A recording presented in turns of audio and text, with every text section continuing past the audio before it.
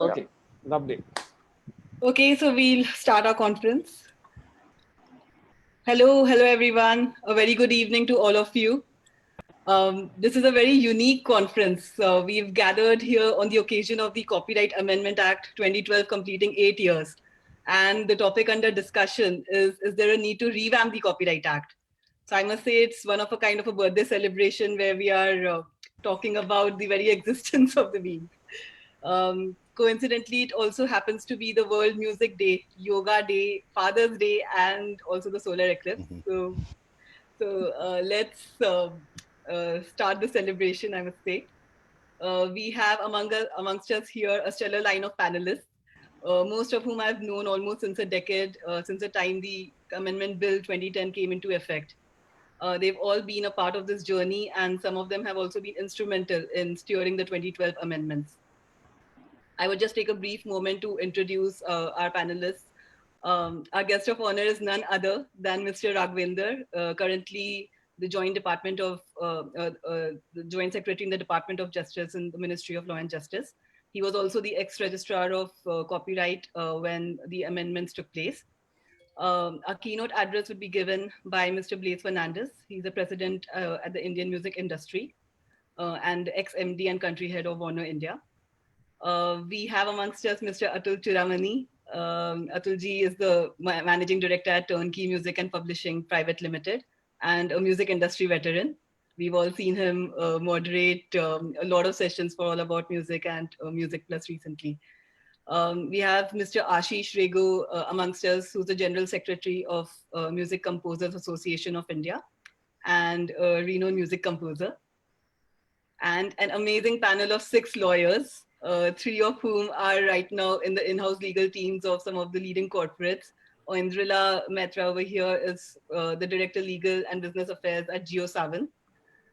Bishwarup Chakrabarti is the legal head at Eros Digital. Isha Rathnam is the Director Legal at Lionsgate. And 3 amazing independent lawyers, Mr. Dominic Dsouza, Rahul Ajatshtru, and Manojna Yelluri. So once again, thank you all of you all for being a part and agreeing to do this conference together. So without further ado, I would start with Mr. Raghavender.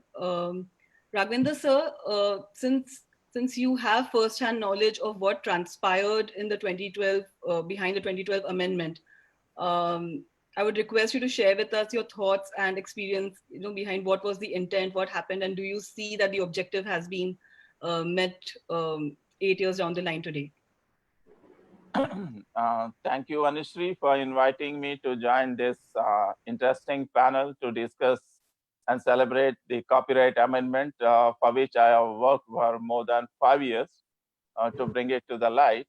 Of course, with the blessings from the then minister and my seniors. And that taught me many lessons during the negotiations of finalizing the Marrakesh Treaty and the Beijing Treaty for audiovisual performance. So the main reason for bringing Copyright Bill 2010 and converting into an act into, am I audible? Yeah, 2012 is to bring the law, copyright law, to the digital environment, enhancing the protection from physical to the digital environment. That was the main reason. But during this process, various things came into picture. One is recognizing the right to receive royalty, the concept which we took from the German copyright law, introducing that right to receive royalty for the underlying works and author composers. That was one.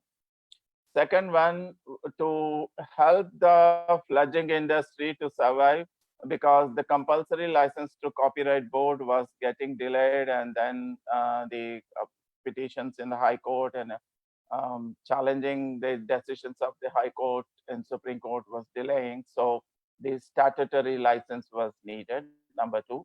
Number 3, performers' right, because the Rome Convention first introduced the recognized the rights of the performers, and it was extended to the digital environment with the introduction of WIPO performers and performances and then phonograms treaty, that is WPPT. And so it gave moral rights to them and enhanced rights in the digital environment. And at the time, the Beijing Treaty was happening. So Beijing, in fact, the Audiovisual Performances Treaty collapsed in 2000 in the midnight because the transfer of rights could not be decided. That's Article 12. So once we made a proposal in the 2000 bill, the same theory, the concept, the same language, we took it to the Beijing Treaty, and immediately the US and Mexico supported us, and the short, small drafting committee was formed, and finally all the countries agreed, and then the Article 12 transfer of rights of Beijing Treaty happened based on our performers' right, which we introduced in the copyright bill in 2010.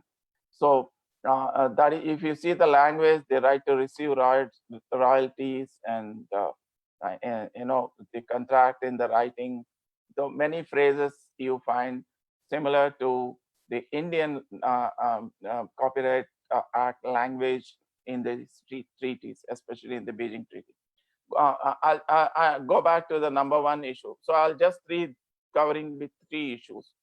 Number one, the recognition of authors and composers' rights. You all know that there was an agreement which was not respected in the IPRS, and more than 50% of other composers were not being given the performing right royalties, and this was being challenged. And surprisingly, when Act was introduced, and CSAC distributed 7.9 billion euros. So if you look at the last year, the latest records available from the annual report of the CSAC, $9.7 billion. That is the 50% royalties of 239 CMOs, copyright societies of the performing rights organizations in 120 countries. This has been done. But if you look at the top 20 music countries, India is nowhere. Why? Because we are still not accepted that there is a performing right, underlying works right of authors and composers exists.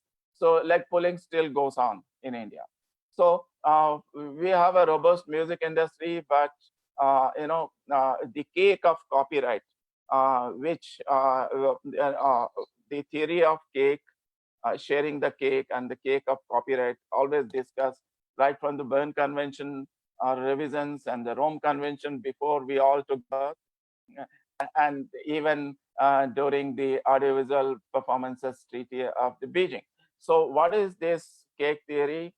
When equitable remuneration is given, because even though with contract or absence of agreement, rights are transferred to the film producers or music producers when secondary use happens. So music is created, primary use and secondary uses.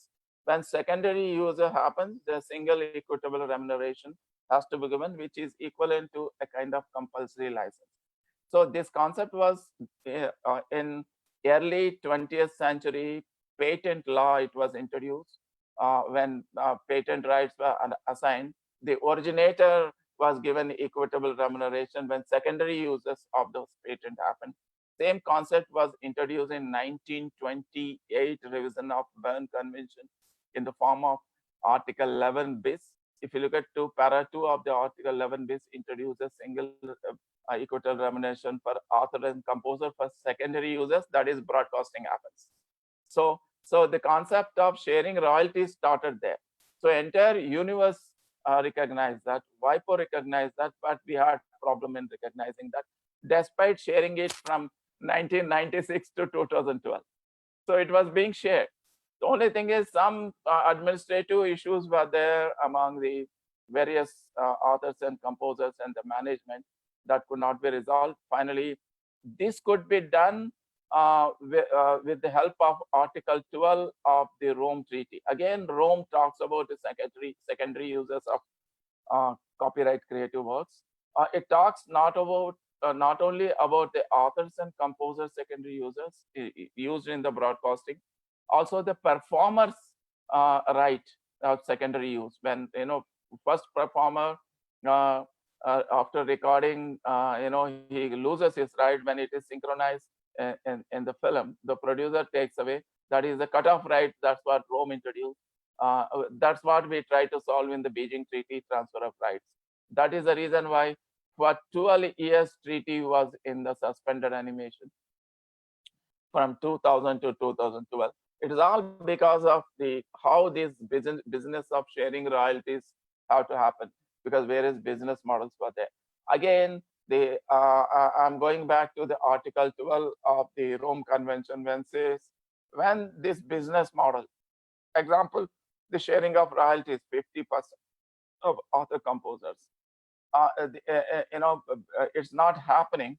It says that the member state in its domestic law may introduce this sharing of royalties pattern.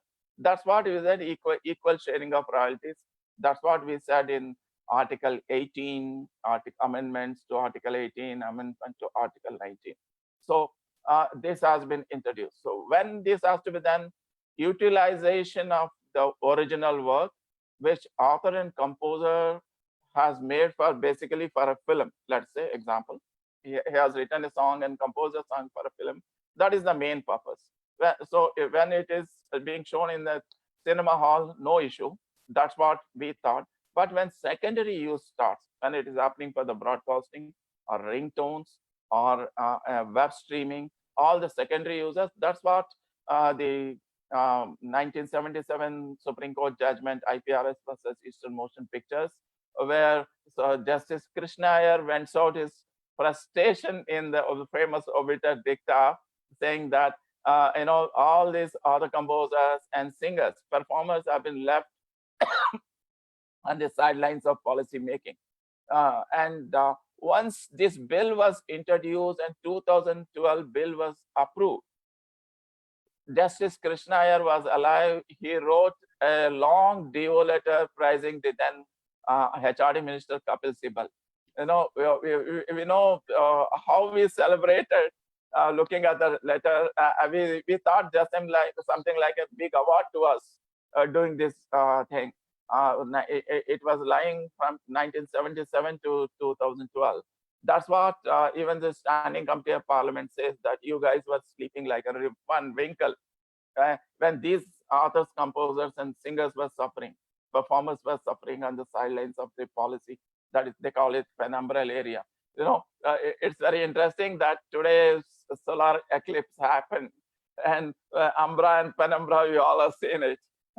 So that penumbral area, these guys were marginalized, and they were again brought to the center. And doing so, nothing new we have introduced. The 50% sharing of royalties were already there, so that was only legalized through the act based on the Rome Convention, the international copyright system, and the Berne Convention provisions of and all these came. So I stop here for the first point. I continue for the second point. Whenever these issues come, so there should not be any confusion because people were talking about recent judgment of Delhi High Court and Supreme Court High Court in CSAC. So what Supreme Court in CSAC case said that the plaintiff filed in 2006 cannot get justice based on the amendments which came into effect on 21st June 2012. So these are not court says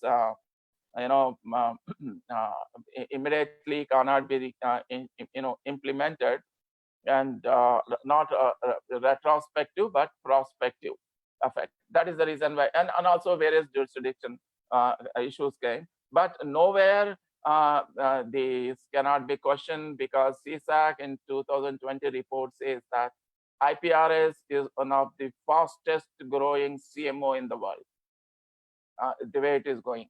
And I understand that is a music industry, collaboratively work with all the stakeholders, and India will be in the top 10 revenue grossers in the music industry. For that, we all should work, not only the industry, even policymakers and the courts and the lawyers, young lawyers like you. And then next question about the most interesting, funny things happening around this provision, that is 31D. The moment I hear this, I start smiling and laughing because it is a statutory license. This the concept of statutory license itself questioned by many right owners, basically the music industry. Why do you need a statutory license? So if you look at the concept, how this compulsory license and provision came in the 11 bis para 2 in the Bern Convention in 1928. So the experts, my gurus and the WIPO, they are written famous books. You can go through those guides and all that. Clearly say that compulsory license, that 11 bis supports not only the compulsory license, the statutory license also. But compulsory license concept we already got in section 31. The 31A we have, and 31C, the cover versions, again we have statutory license.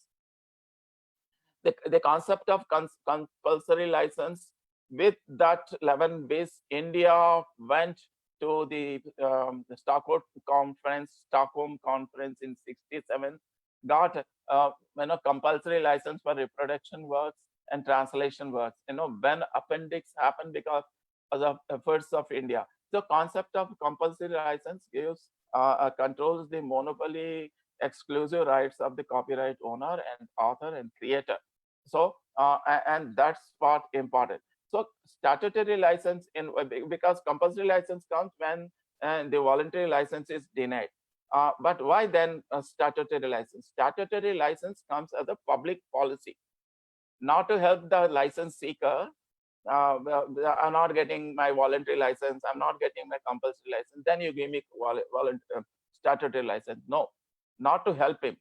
The basic concept of statutory license is a public interest is there.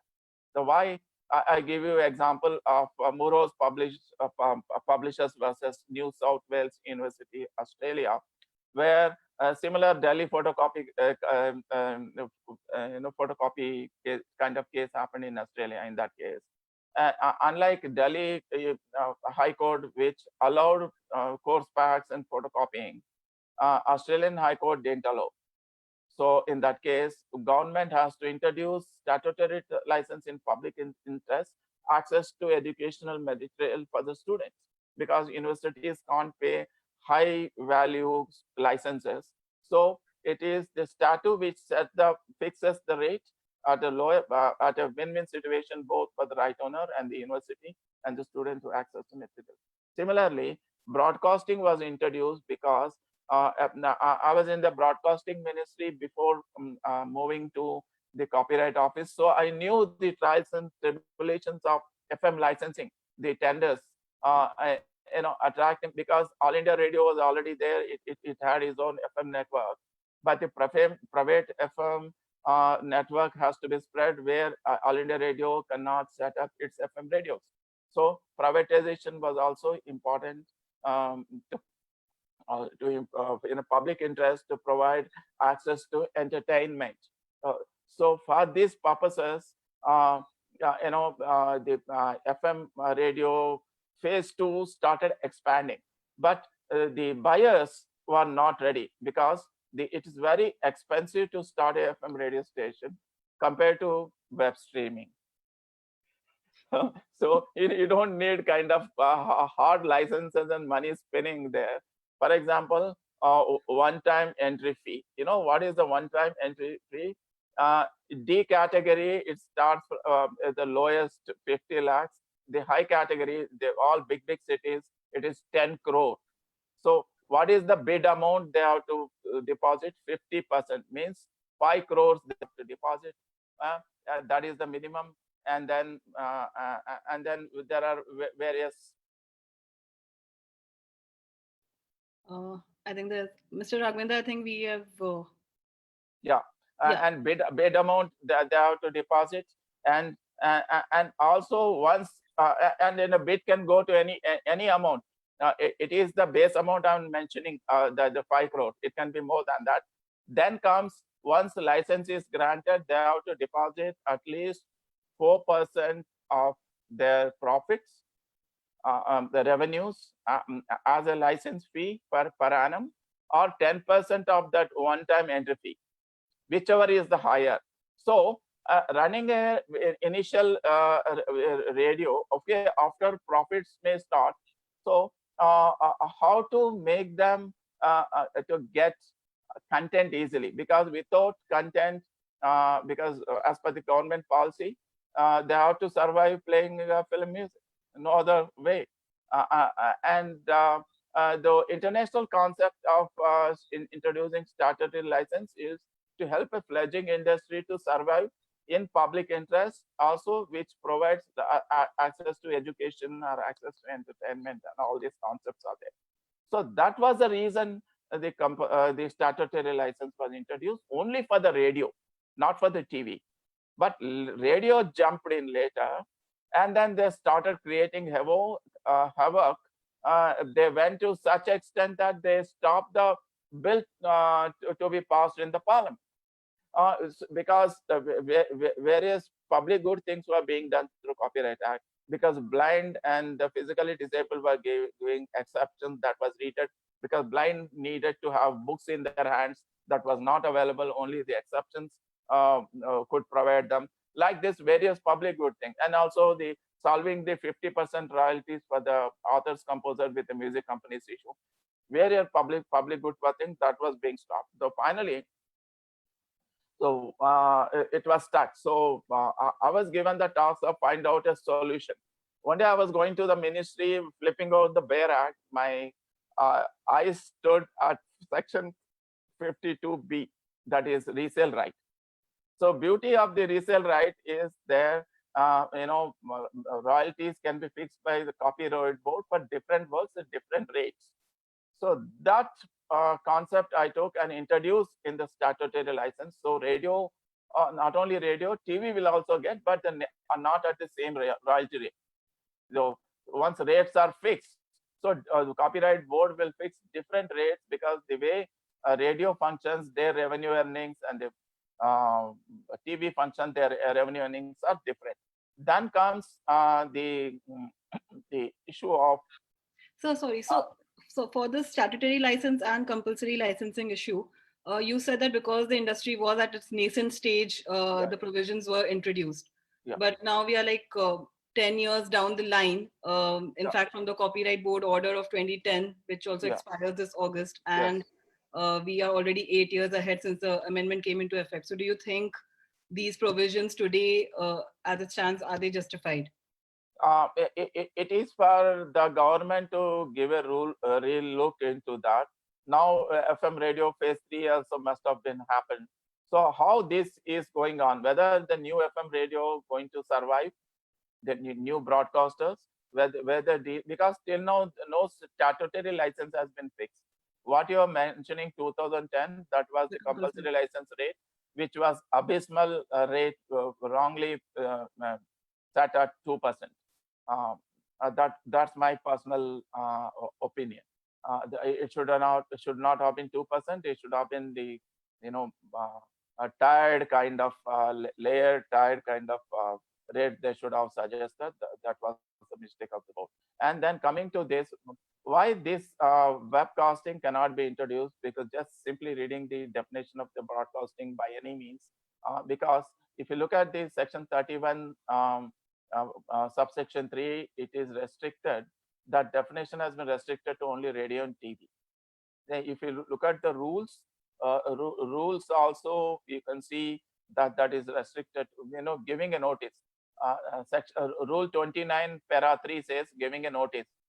Giving a notice by only radio and TV. It doesn't mention about the webcasters.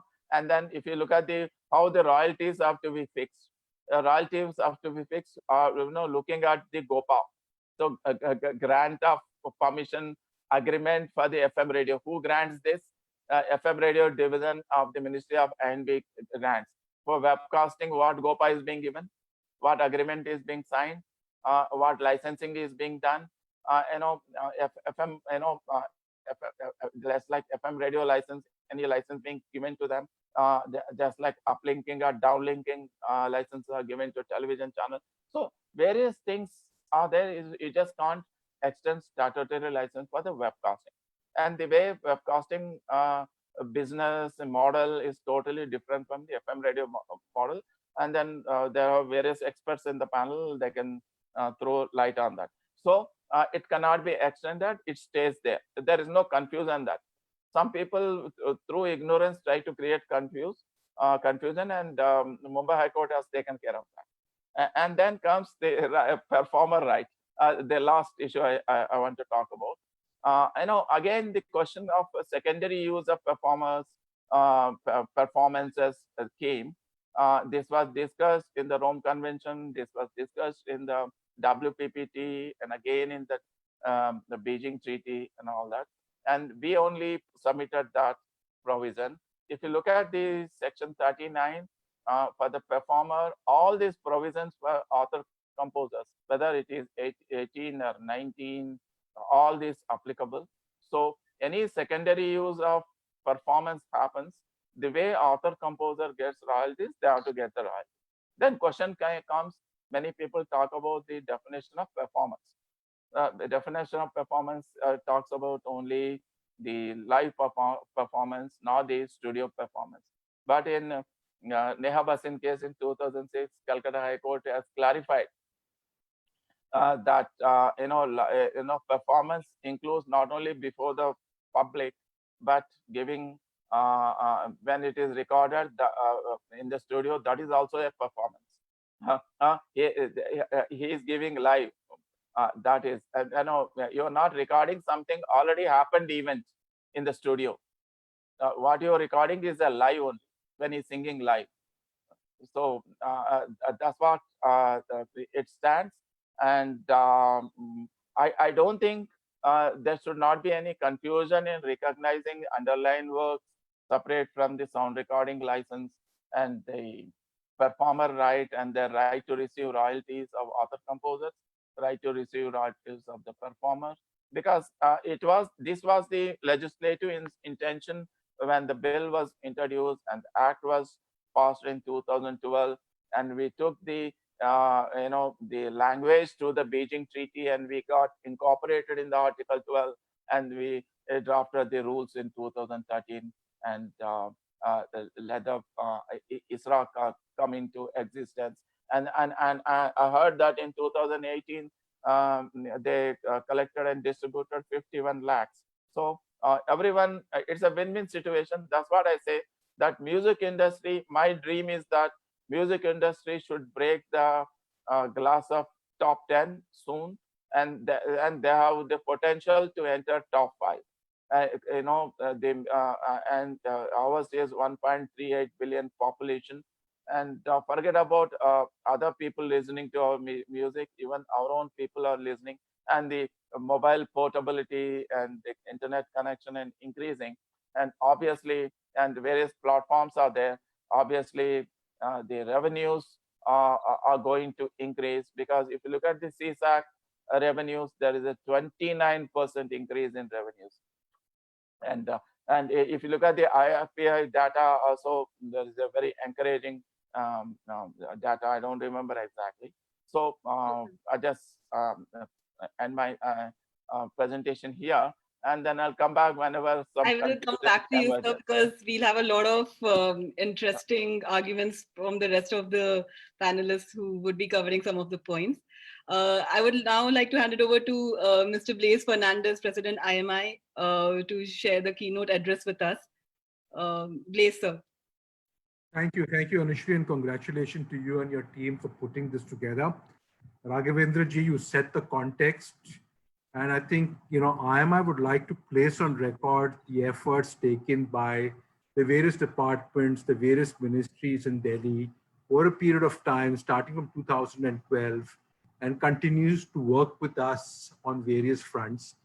We may agree to disagree on a few things, we may agree on a few things, but I think the dialogue is on, and I think it's important that the industry and the government and all the stakeholders sit together and try and find a solution to a lot of the problems that can be resolved, sitting across the board. And I hope Mr. Raghavendra's wish for the Indian music industry to reach top 10, that was also our vision 2 years ago, to be amongst the top 10 markets by 2025. But based on the numbers that came out last year, we're finding it difficult to reach the top 15. And, I'll park that aside. We can keep that for another panel, the economics of the business. But my fellow panelists and everybody else, I'd like to kind of place to you, I don't have a stated position on the theme today, need to revamp the Copyright Act. But I have a few questions which I'm going to kind of put across to the panel and to everybody. And hopefully, after the discussion, we probably have some light at the end of the tunnel of which direction should be heading with.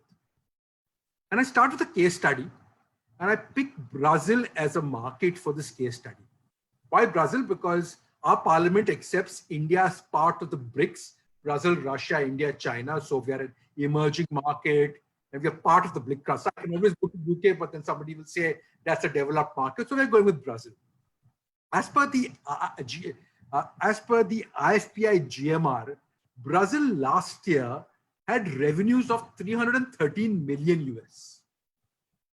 India had revenues in the recorded music industry, this is not publishing anything else, of 181 million US. Brazil ranks 10th, we rank 16th. 131 million is the deficit between Brazil and India. Everything is common. We have a very strong family culture. We have a very strong sports culture. They love their football. We love our cricket. We are very strong. They love their telenovelas, which is basically, what is our dharavaiks on television. What's different is that we are a diverse nation with multiple cultures and language, and Brazil, by and large, is homogeneous, predominantly one language, Portuguese, and dialects of that. If that being the case, India is more like Europe. My question is, why aren't our revenues like Europe, and why aren't we kind of having that, given our diversity?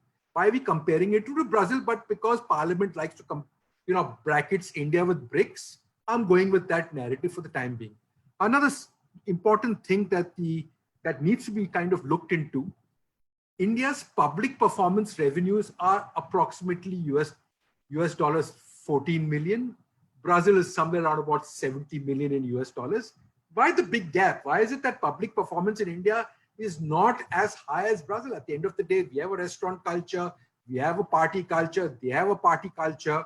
And also, what's the gap? What needs to be addressed? And that's my first opening statement. As we said, the government has done a lot. Disappointment where the government is concerned. After 2012, the amendments, and I still keep requesting the government, especially the DPIIT, why hasn't there been a WIPO study on the creative industry? I understand fully there are capacity issues. I understand fully there are various challenges. It's not easy. It's a massive study. But I would seriously recommend that, before we even kind of think of the next steps, amendments, rules, if we can do a WIPO study with the DIPP, WIPO conducts the study for the creative industry throughout the globe. There are probably a number of countries who have the WIPO study. I think the creative industry will get its recognition of its contribution to the national exchequer. And I can promise you the government will pay more attention to the creative industry. Forget music industry, the entire creative industry contributes a lot to the national GDP and the exchequer, and also as a large employer. We only look at in terms of the structured sector, which is the formal and the informal, but there are a lot of daily wage earners who actually depend on the creative industry for their revenues and their and their daily wages. And I think this is something that we need to kind of pay attention for. The industry and the government has to work together.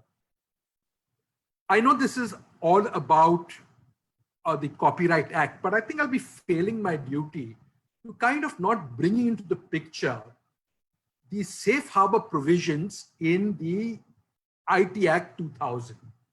Okay, and they're kind of conjoint trends, because at the end of the day, there is a value gap that is there and that needs to be addressed. Okay, and at the end of the day, when we kind of adapted a version of the DMCA in 2000, it was very necessary because we needed to kind of foster a spirit of entrepreneurship, of creativity, of innovation. 20 years later, who's benefited most? Do we have something on the lines of a Google or a YouTube or anything? Or the technology companies listed in the US are making more money from the creative industry than the technology companies in India. Also, now you don't have only US companies, you've got a Russian technology company that's probably, also entering the frame, a Chinese technology company, which is having India as a huge base for growth. So, I mean, I know it's not related, but let's kind of put that also on the table, because there's a financial erosion, and that, we kind of term it loosely as the value gap under the garb of safe harbor. And it's not only the music industry, the entertainment industry, also kind of movies, television, also kind of loses out. Most important, even newspapers are now feeling the pinch, especially during COVID-19, when the number of newspapers are being circulated on WhatsApp, So I think it affects everybody across the media and entertainment sector, which moves me to the next point. And in my BRICS example, when I started, I purposely left China out, because the moment you bring in China, the first reaction is, of course, today the reaction is very different, but in normal times, the first reaction is, don't talk about China. They are not a democracy. It's an authoritarian regime, draconian laws. I admit, and I'm not saying we need such draconian laws in India, but there are best practices to follow from every market.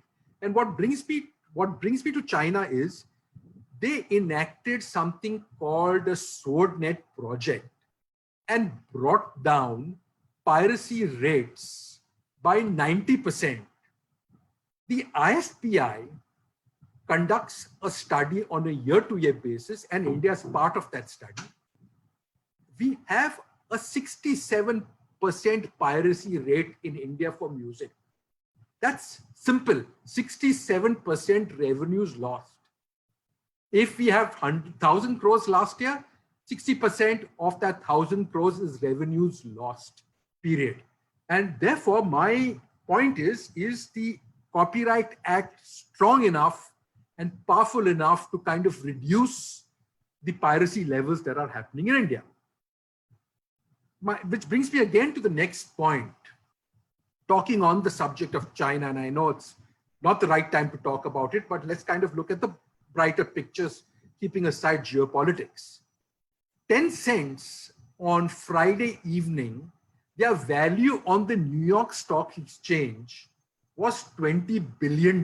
That's the value of Tencent's music, not Tencent's the corporation, Tencent's music. I mean, first, that makes me wonder. China in 2015 was ranked behind India in the global music rankings. In 8 years, in 6 years, 2014, I think. In 6 years, they are ahead of India. They are ranked at number 8. And by the way they are growing, there's very good chances in the next 2 to 3 years, they'll be amongst the top 5. We struggle with just 2 companies or 3 companies by and large listed on the Bombay Stock Exchange. Why is it that the valuations for a Chinese record label are very different from the valuations of an Indian music label? And I don't know the answers. Hopefully this panel will throw more light. And, you all are the experts. You all have kind of, you all have studied the law. And, these are points for us to kind of, to ponder upon. Another point that I would like to kind of bring to the table, and I know Mr. Raghavender works very hard on this, is the dynamics keep changing month on month. The industry has a responsibility, the government has a responsibility, and also all the stakeholders across every stream and every M&E section and vertical have a responsibility of building capacity. I know Raghavender ji has a lot of training programs in Bhopal, but we need to also focus on capacity building with the legislature, with the executive, with the judiciary, because things are changing very fast. Small example, valuations today are not driven by profitability, but by MAUs. Okay, in the land grab, who's winning, who's losing? A very fundamental question. And I think we need to kind of sit together, conduct workshops, get international speakers, send people abroad for training. But I think at the staff training colleges in Hyderabad, in Bhopal, in Mussoorie, and in Nagpur, we need to kind of engage more at the training level to build capacity. And I'll leave you with one final thought. By the year 2025, India is going to be a $5 trillion economy. Okay, that's great. We will be above the UK, we will be above Germany, we will be above Australia, we'll be above Japan. In all these 4 markets that I've now mentioned, we'll just be below the United States and China, we'll be number 3 in the world. In all these markets that I've mentioned, the contribution of the creative sector is 4% of GDP. In India, the contribution of the creative sector today hovers between just below 1 or 1% by and large. And hopefully, if that WIPO study comes, you'll be able to have an exact number. I'm not too sure by the time we reach the $5 trillion mark, we will be a 4%. And what is it that's stopping us from reaching 4%? I wish we'd be 4%, but based on the trends today, based on what's happening, I have my doubts whether we will be a 4% GDP contributor. Again, as I said, we need to work for the government. The government has been working with us. They've done a fantastic job. They are very receptive. Stakeholders have to work across every sector within the vertical and also outside the vertical. And I will kind of end my keynote on an optimistic note, and by saying that hopefully, our contribution to the national GDP keeps increasing. When the tide rises, every boat rises, or when there's a good waterfall, the waterfall reaches every tributary. On that note, thank you very much for this opportunity, Anushree. Thank you so much, Mr. Blaise. I think there are a lot of points which you mentioned, which will be taken over by our other friends on the panel. I will come to that. Moving on to you, Atulji, what would you have to say on the points that Mr. Blaise said and your thoughts on the amendment, and where are we today? Do we need to revamp the copyright amendment? So first, my thoughts about the panel is that I told you I'm a fish out of water. I should not be on this panel. I'm not qualified. Mr. Raghavender's opening remarks itself, मुझे लंबा कर दिया. छुट्टी हो गई मेरी. Because I don't understand law. I don't understand copyright. I don't know, how I'm sitting over here. But having said that, and since I'm here and you expect me to say something, so let me say it from a very layman perspective. All right. I am a layman. I understand there's law.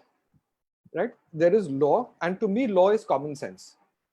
If there is a law that says don't steal a car, right? There's a reason for it. It's not yours, you don't steal it.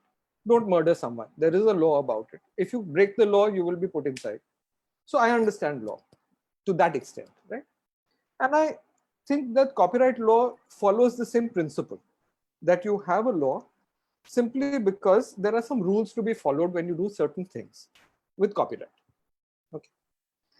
So to me, this law is about protecting the creators, people like Aashish, who's sitting on the panel, So you're protecting the creators, and you're putting some guidelines down to business. Can you protect the creator if you destroy business?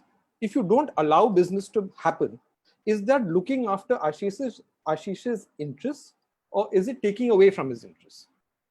Okay.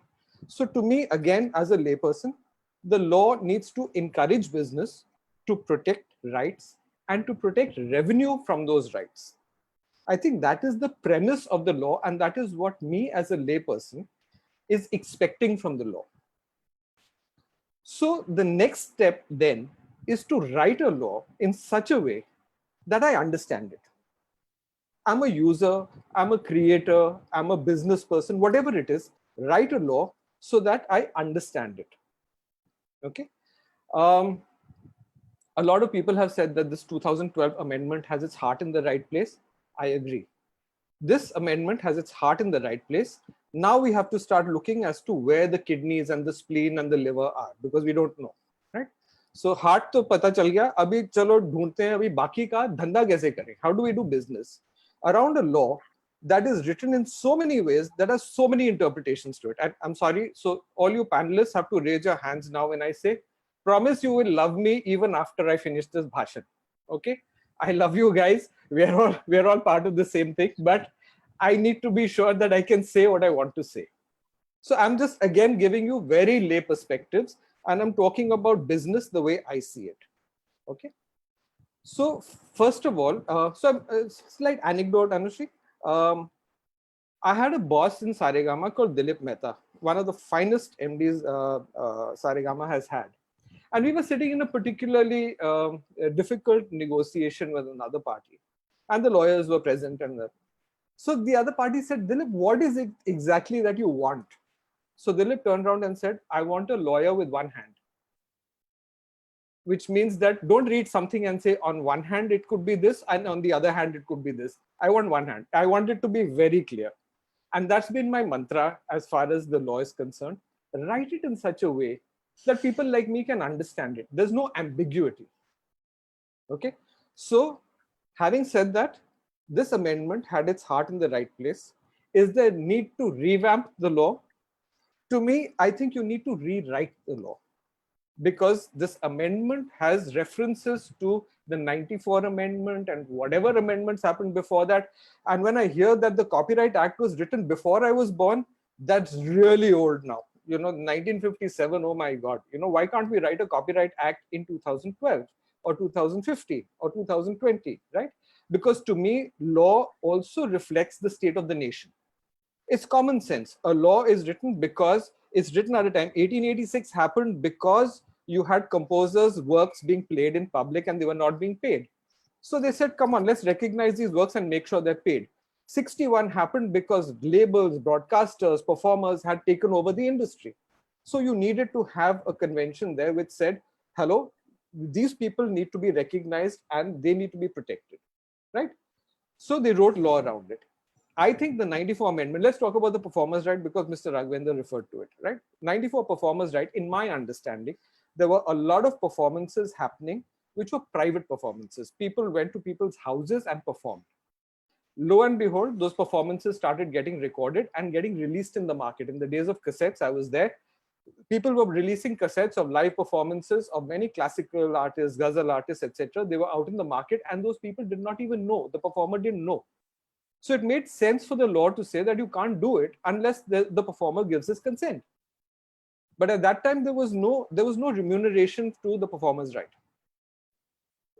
By 2012, a performer who by definition, by the Copyright Act definition, could be an actor, juggler, singer, etc., live performer. So it's a live performance, right? When Shah Rukh Khan goes on stage and he dances, it's a live performance. When Sonu Nigam goes on stage and sings, it's a live performance.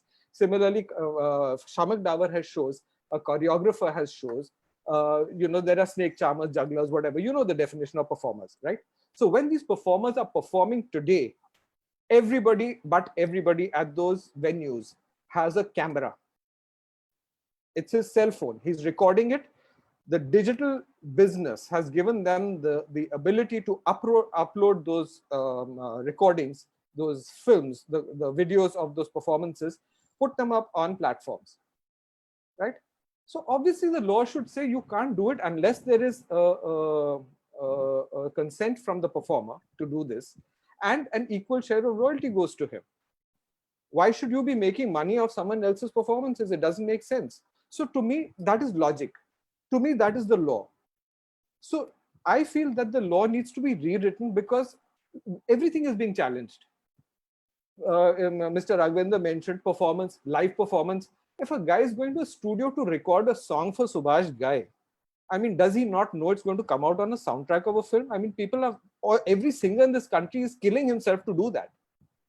And then we say, oh, but maybe he didn't know. And then what happens to contracts that labels have signed with those performers saying that we'll pay you an X percentage of royalty? So there is a big question mark as to this whole law, right? So I feel that instead of trying to do another amendment which has a reference to clause so and so, but this clause was written before that clause, lawyers, again, I'm sorry, but it's just going to confuse the issue. Rewrite the law, rewrite it in English that people like us can understand. Okay, so that's one part of it. So I feel it needs to be rewritten. It needs to take into account today's business. Today's business, the government is struggling with 2 or 3 things. So the first thing is our famous 31D, which Mr. Raghavender also spoke about, right? Why don't you just put a definition into the Copyright Act of on demand? What does on demand mean? VOD. You have VOD being used by every kid in this country. Video on demand. You've got music on demand, right? That's what streaming services do. So put a definition of on demand. Na? They decide, Karlo, does it fall under statutory, not fall under statutory or whatever, but there's no definition at all. Okay. So I think you address 31D by putting in on demand, and all of us in the music industry know that it is akin to a private listening. It's like a sale. When I bought a CD, I could listen to it myself. There was no concept of a broadcast in there. So Mr. Raghavender explained it better, but to me, it is just simply that it's a one-on-one. So therefore, it cannot be 31D. It cannot be a broadcast. So that is one. The second is, you're talking about now, the government has just, I think tomorrow they've called for some meeting saying that we should decriminalize the copyright law, right? Yeah, agreed. I think it's a great idea, because it's horrible to think that for a small copyright violation, someone can go to jail, or you have the ability to file an FIR. This is scary shit, being hauled up and caught by the cops and putting into jail. Of course, decriminalize it immediately, but give recourse to the copyright owner as well. See, criminalization is a deterrent.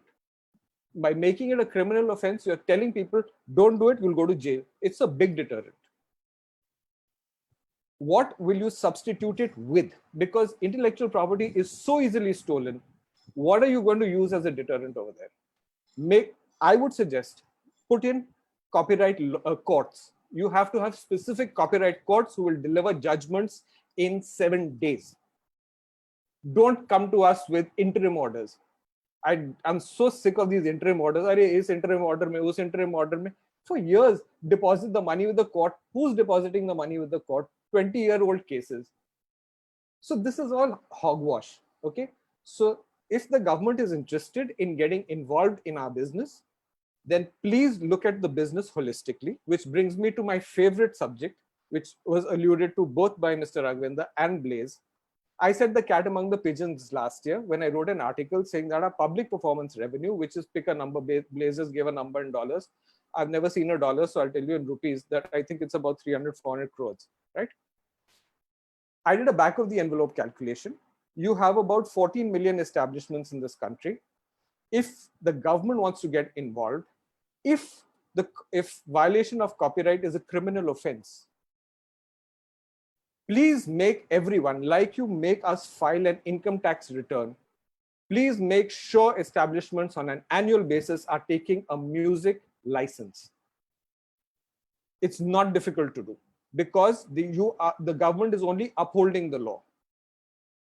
You're telling people that if you're playing music, you have to take a music license. It's the onus of the music industry to get its act together, and that's a challenge in itself, I agree. But if the government intention is right, make sure that every single establishment playing music is filing what I call the 8,000 CR form, because I think 8,000 crores is where that number sits. If you're talking about moving Blaise, you want to get into the top 2 and top 3 and all that, this is the way to do it, because public performance is where you'll get all your money. It's not your streaming revenue. It is public performance. Look at the amount of establishments. Look at the amount of establishments playing music. That's really where the money is lying. Okay, so if the government wants to get involved, help us. Help us by making sure that establishments are filing returns saying they have music licenses for public performance. It is the law. You're not doing anything different. You're not pleasing me. You are just following the law. And when you do that for establishments, make sure radio and television comes in as well.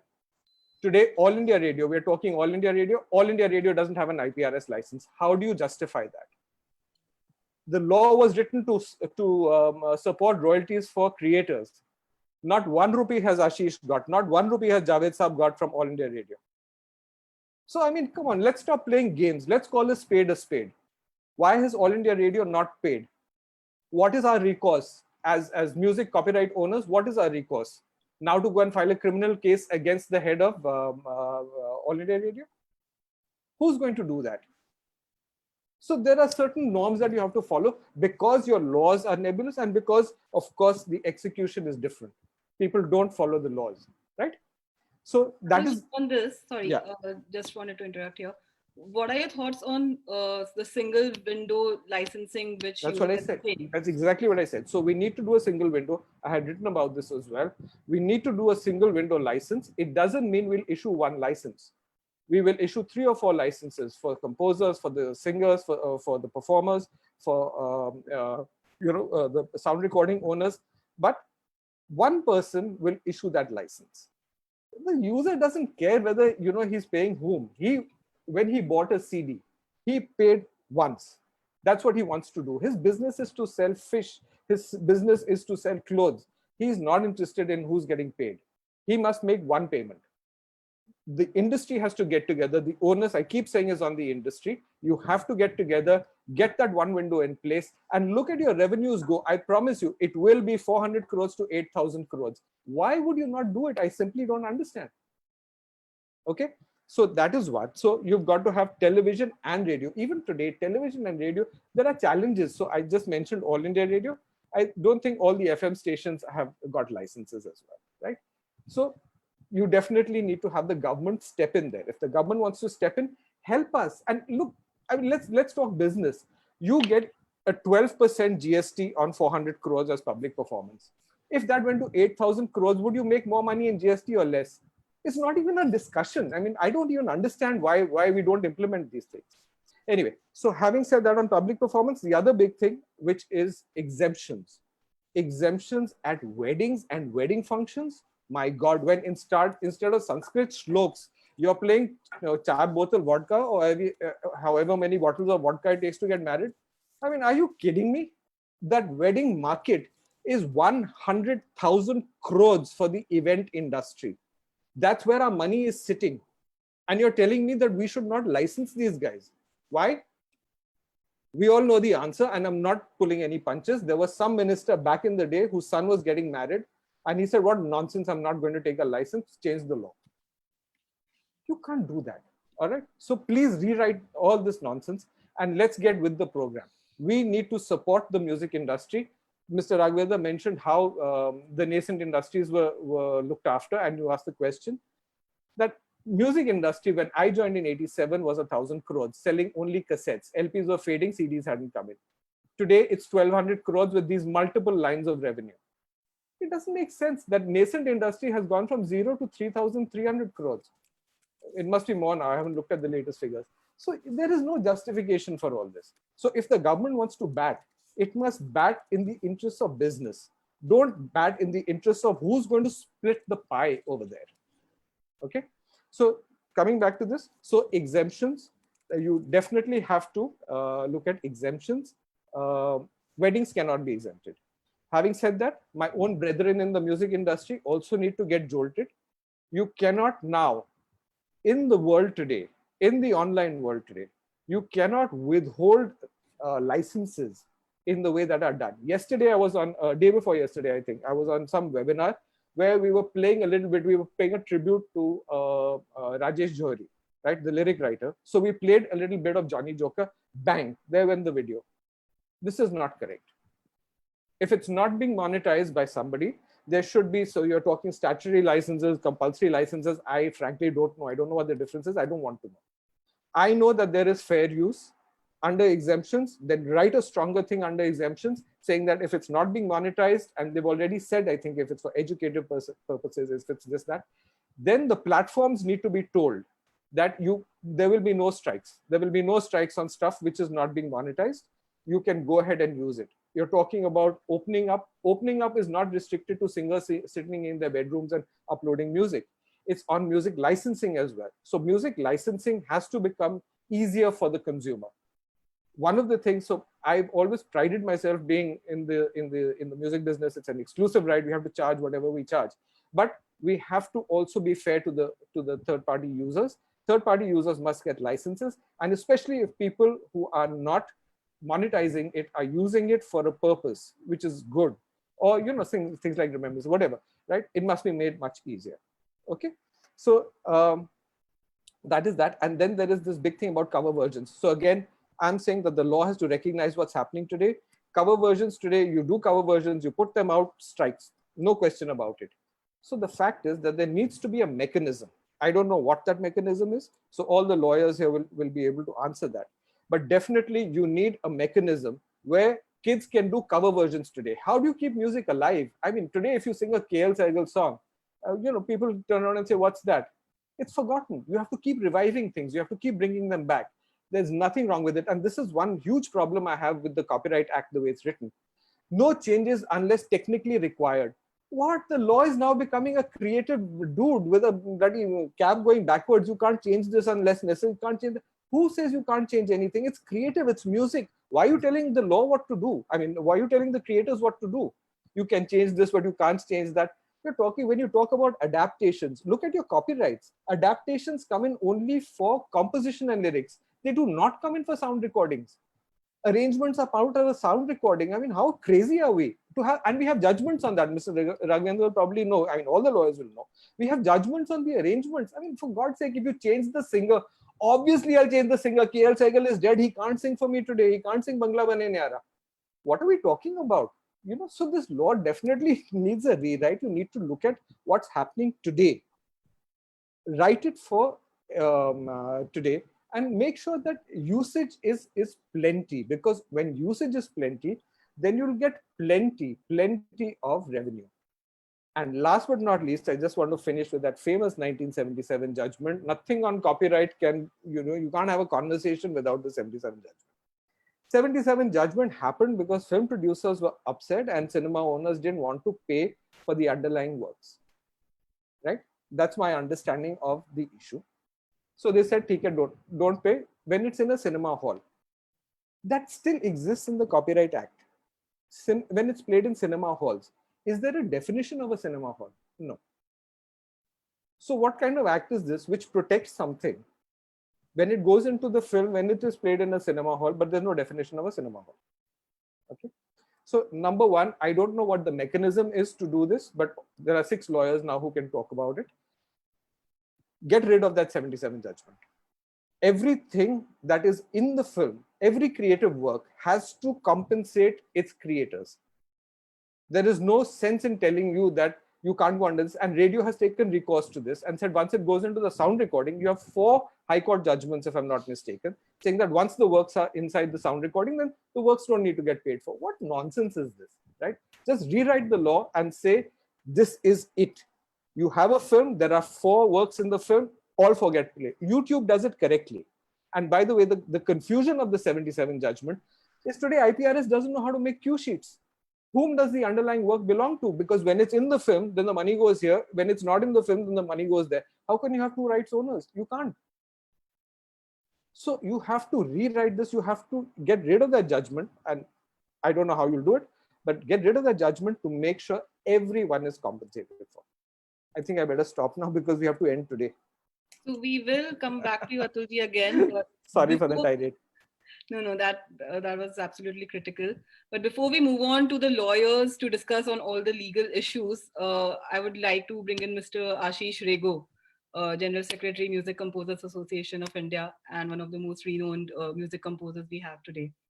Aashish, you've been a part of the process. You are the author over here on this panel.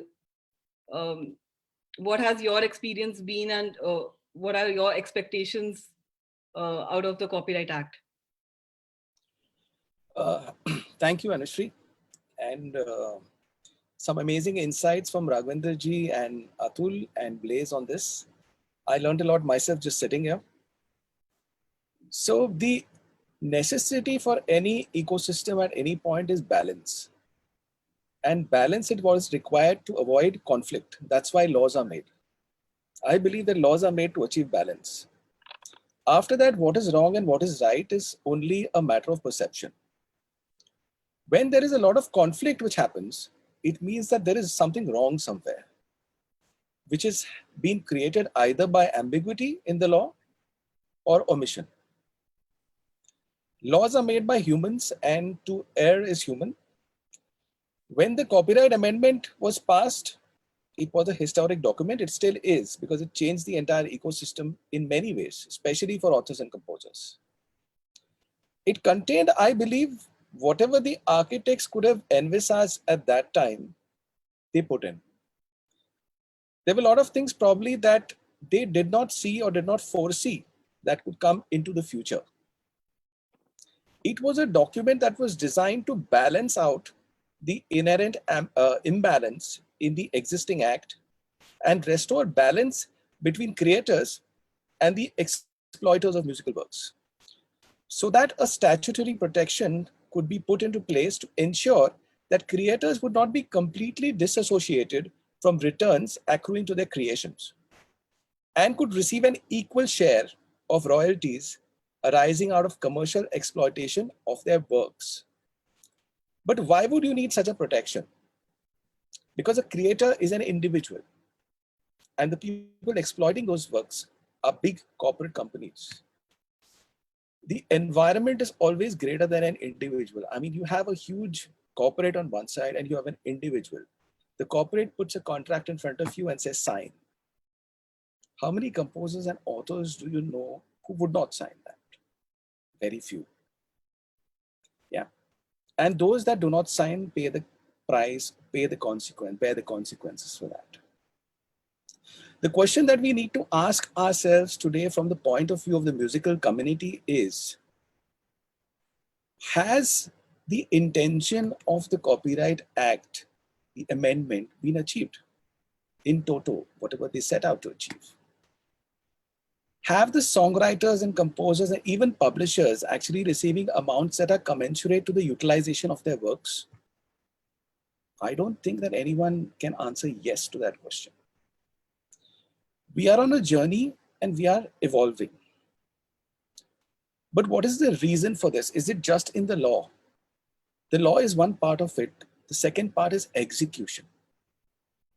The execution of the law sets out for a journey. Let's go by the process. From when the music is performed, it's performed by the end user. The end user then pays money to a facilitator, which is either a platform, a broadcaster, an event venue, or an event organizer. That money is then collected by copyright societies or CMOs. Those copyright societies have a are supposed to have a distribution policy at least, and that money is distributed to members according to that distribution policy. There was a recent meeting that happened in DIPP concerning the debate on single societies or multiple societies in a single class of works. The Copyright Act currently recommends a single society for each class of work. I believe, yes, in a certain way it's right. But if we analyze the bigger and more progressive countries like US, Netherlands, Japan, France, they have multiple societies and they are doing well. But I believe that where multiple societies need to come into play is in subclasses of work. For example, in terms of performers, you have singers, you have musicians, and you have other kinds of performers. You could have actors tomorrow. I mean, again, this aspect of the performer's right, I believe, has not been clearly defined as to what exactly should constitute a performer and how they are supposed to collect their royalties. Currently, there's only one performer society which has been registered, which is the Singers Society. And Raghavender ji mentioned earlier that he collected a princely sum of 51 lakhs. So that itself shows us that where 51 lakhs for a performers' rights society of this nation, which has 2 billion people. Yeah, where have the performers' rights been actually translated into monetization?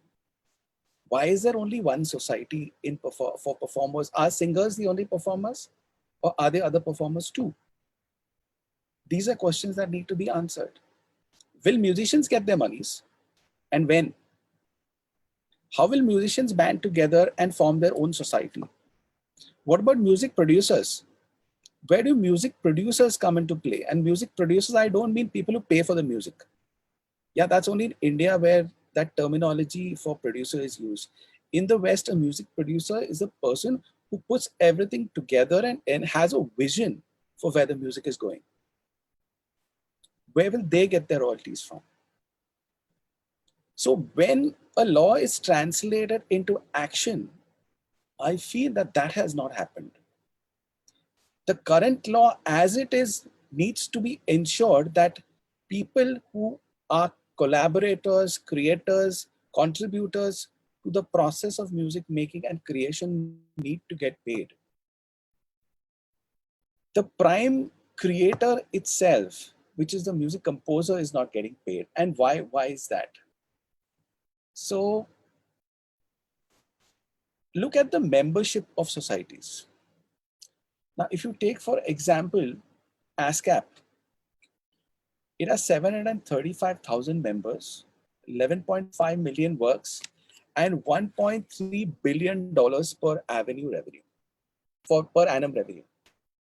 SACEM, France, 169,400 members, 140 million works, and $1.2 billion revenue per annum.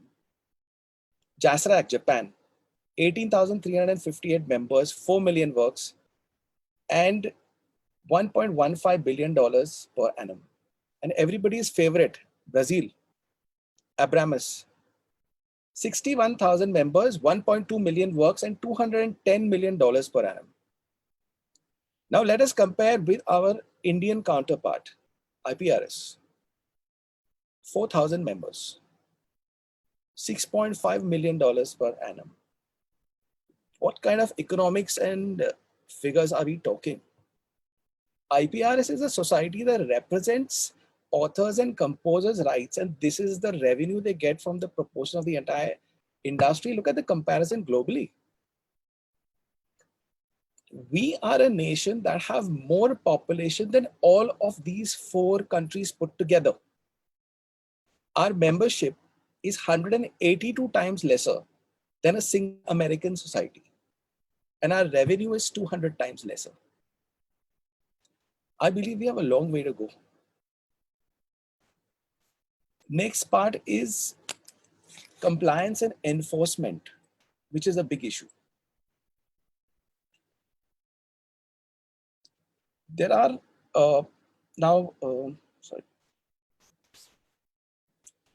penalties. The Copyright Act needs to have stringent penalties with respect to non-compliance. If you look at the entire last 8 years, the first 3 years from 2012 to 2014 was spent in denial and litigation. This was a period where all the music labels and broadcasters and other platforms got together and said, how did this happen? I mean, we don't accept this. We will file cases against you. We will take you to every court possible. Okay, 3 years went. No monies came in. First 3 years, zero. Next 3 years from 2015 to 2017 was spent in, okay, we are forced to understand that yes, authors' right to royalties exist. But now we will stonewall you and negotiate with you as much as possible. And we will undervalue your works. So the next 3 years went into that. Yeah. From 2018, it was when payouts of royalties started. 2018, it took 6 years for what was written in the law to be actually begin to implement. So YouTube's, iTunes, Star TV, ZTV, the money started coming in at that point in time. And because of the law of limitations, they negotiated huge discounts in all the fees and got away with a very minuscule sum which they paid to IPRS in the end. And that money, which is for the past 5 years, was basically paid out at a stretch and is showing in the IPRS balance sheet. So when we're talking about a fastest growing society, yes, those 5 years money together reflects in that. Certain broadcasters, music companies, and OTT platforms started compelling authors and composers to do all these following things so that they could evade payment of royalties. I mean, apparently advised by their lawyers. I mean, I hope none of you all. So the first thing they made sure was signing blatantly one-sided exploitative contracts that assigned the right to collect royalty in violation of the act. There are copies of these contracts. Signing management contracts with authors and composers that enables payback of royalties to them. So we are managers for these composers, and by virtue of being managers, those monies come back to us. Signing contracts with authors and composers that enable them to accept payouts on behalf of the authors and then pay them an actual pittance. There's one major company, one big company that does this. I won't mention the name. Everybody is knowledgeable on this forum. They know that. Signing contracts for advance royalty. Yeah, this is a new term they came out. So whatever money we are paying you as remuneration is actually advance royalty. You're getting nothing for doing the composition or anything. So these were methods which were put into place to evade payment of royalty. And the latest one, which is, I mean, you have to appreciate the creativity of labels and other parties in enabling composers to be gypped out of their rights. This is a huge creative process, and a lot of legal minds are put into play here. The last one, the latest one, is to compel the author and composer to withdraw from the membership of a society. Actually, what they want to do is to withdraw from the works from the membership of the society, which they have in their kitty. But since IPRS has refused to accept partial withdrawal of works as either total, it's all or nothing. So now they're comparing them to withdraw their membership from the society. So if you're a member of a CMO, we don't take you. So this is what authors and composers are going through in the last 8 years. I understand that obviously the Copyright Act cannot encompass all these things. Yeah. And if there is any author and composer who does not adhere to this, everybody knows what happens to them. They are boycotted. We know so many singers, composers, lyricists who've been banned, boycotted by this entire group. And yeah, you can call them a cartel actually. And it's sad because everybody can make money here.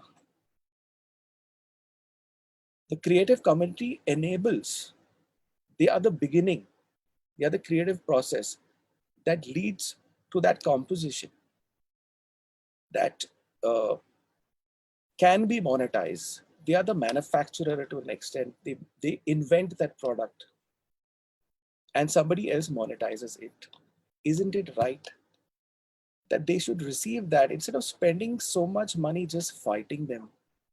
Just ensure that they get, I mean, we are not a greedy community. We're just happy with getting little, but we still have to fight and fight and fight to get there. So what I'd like to again respond to another aspect, which is very important. What Atul said is exemption at weddings. I mean, I remember an instance when Salim and Sulaiman were getting married. And they had to pay money to, I mean, sorry, yeah. So they were charged money at their own wedding. Yeah. And they paid. They played their own songs at their own wedding and they paid. But today, I mean, everybody is getting away by playing their songs and they are not getting paid for it. Or any composer author is not getting paid for it. Yeah. Multi-crore, multi-million-dollar business weddings. And there is nowhere else in the world where there is such an example where music played at weddings is not monetized. There's no exemptions given anywhere. Why in India? And what do you have in weddings? You have a whole, it's a 7-day affair. Like you start off with your cocktail parties, you start off with your bachelor parties, your sangeet, your fere, your post-wedding functions, and there's music everywhere. So if you only believe that weddings are a devotional affair, then please play only devotional music at the weddings. Don't play Bollywood songs. Don't play pop numbers. That shouldn't happen, right? So why is this exemption given for weddings? That needs to be addressed. And what I feel, again, also another aspect is monitoring of societies, CMOs. Who do CMOs answer to? Is there a properly functioning copyright board in place which these CMOs can be taken to task for, held accountable for transparency in their transactions? Because I believe that once a CMO has been corrupt, then that corruption is like a disease. It's like a COVID virus. It stays in the system, just doesn't go anywhere. So if we are talking about change, the changes must also boil down to CMOs and the people who are heading them, the people who are on the board. I don't see that much change in the boards of various CMOs as to what was there prior to the act and what is there now. Yeah. It is intentions of people that enable proper action taken to achieve what the act has in place. And we cannot assume that those intentions suddenly change with time once an act has been put into place. So I will give full credit to the people who've drafted it, who've made the act, because at the time in 2012 when that act was made, I mean, we partied on the day. I mean, composers and authors, we partied. We had a blast. It's just that that hangover of the party didn't last too long. Today, as a community, we're still asking, where is my money? And we still don't have the answer to that. But that's all I have to say. Thank you. Thank you, Aashish. We'll try addressing some of the issues which you've raised. I will now, take it to the legal people in our panel who are here today. Oindrila, I'll start with you because we've been talking about the music industry and you represent the user community over here. There were a couple of issues raised. One is with respect to, of course, 31D, with respect to single window licensing. And also your thoughts on what are the challenges which you as users have been facing, because it's important to understand the user perspective as well. We've heard the authors, we've heard the publishers, we've heard the labels. Over to you, Thanks, Anushree. Anushree. I hope I'm audible. Yes. And clear. Thank you so much, esteemed panelists, and for the points that you brought out. Honestly, I have been part of a music label. I was in Sony Music for a long time. Then I joined Saavn, and I've seen the platform side as well. And first and foremost, Anushree, why I agreed to be part of this webinar is because I do believe the Copyright Act needs a revamp.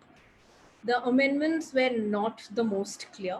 And I think I would just go point by point on where I have faced practical challenges when I worked on matters.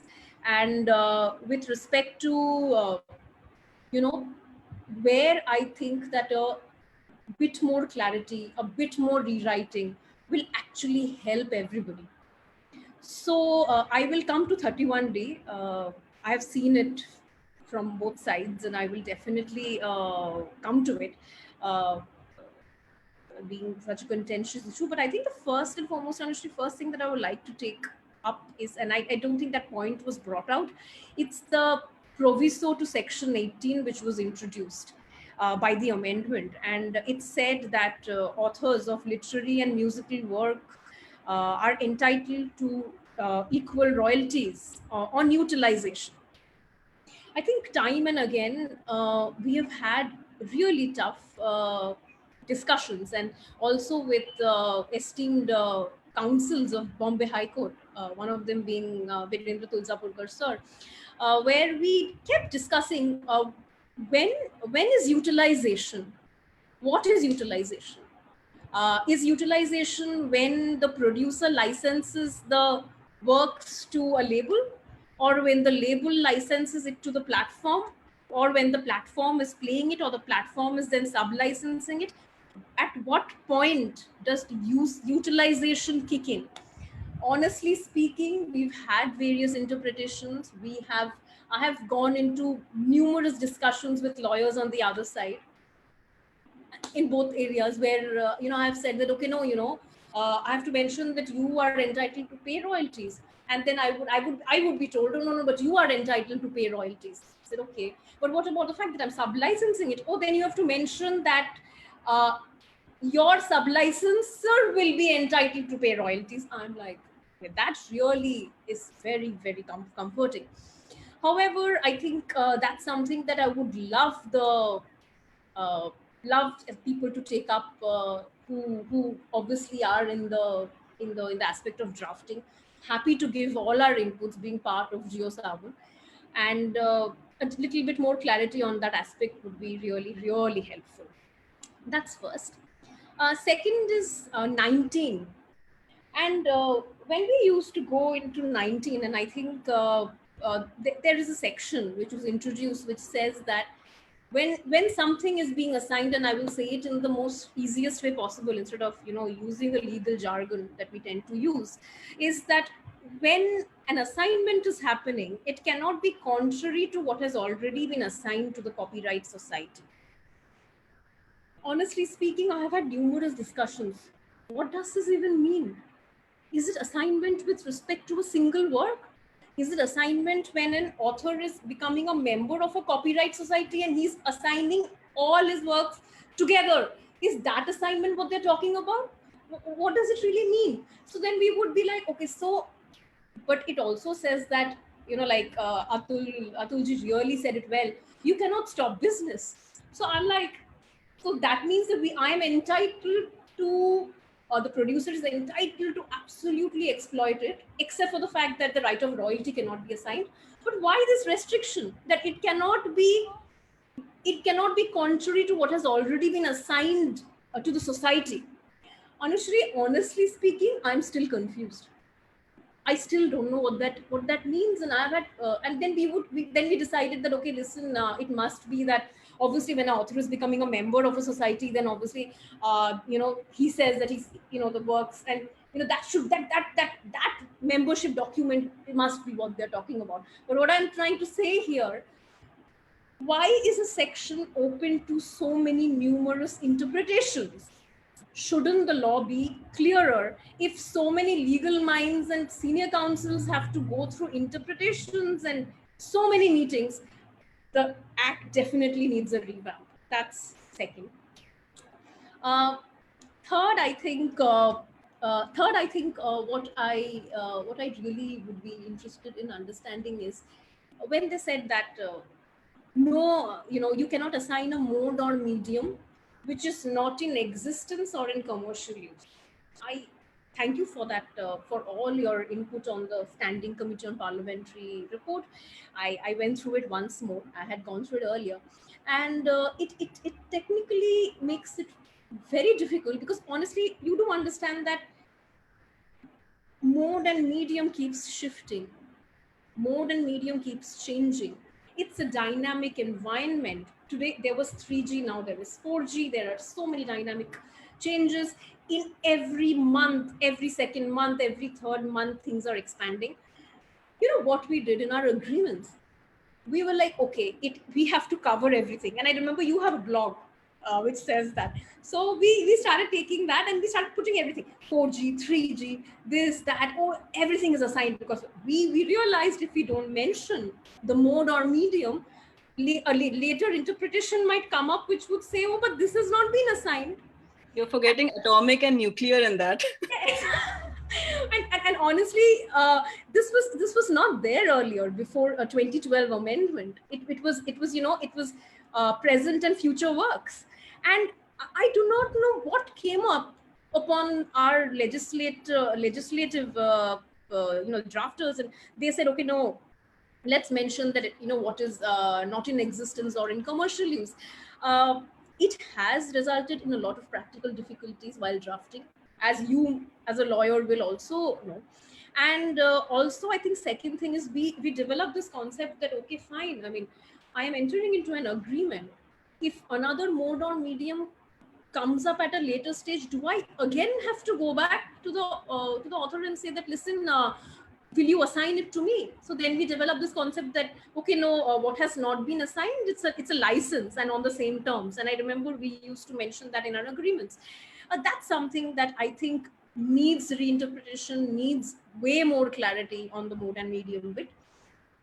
Coming to 31D, I definitely, thanks to Mr. Kathawala. I mean, his judgment is brilliant.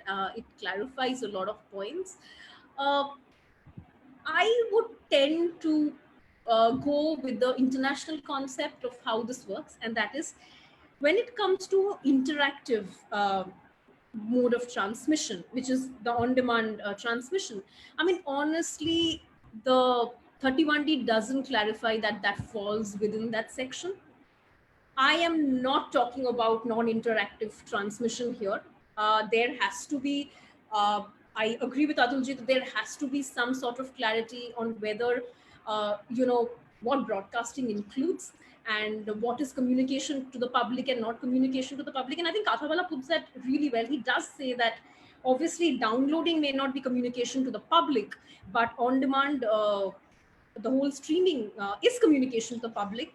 But there has to be some way that the definitions need to come in the act. It needs to properly clarify, because right now, the moment, even if you look at the act, even if you look at the rules, it keeps speaking about television and radio, and therefore today we have these new rules coming in. That is in the offing, which says that it will now include all modes, not just radio and television.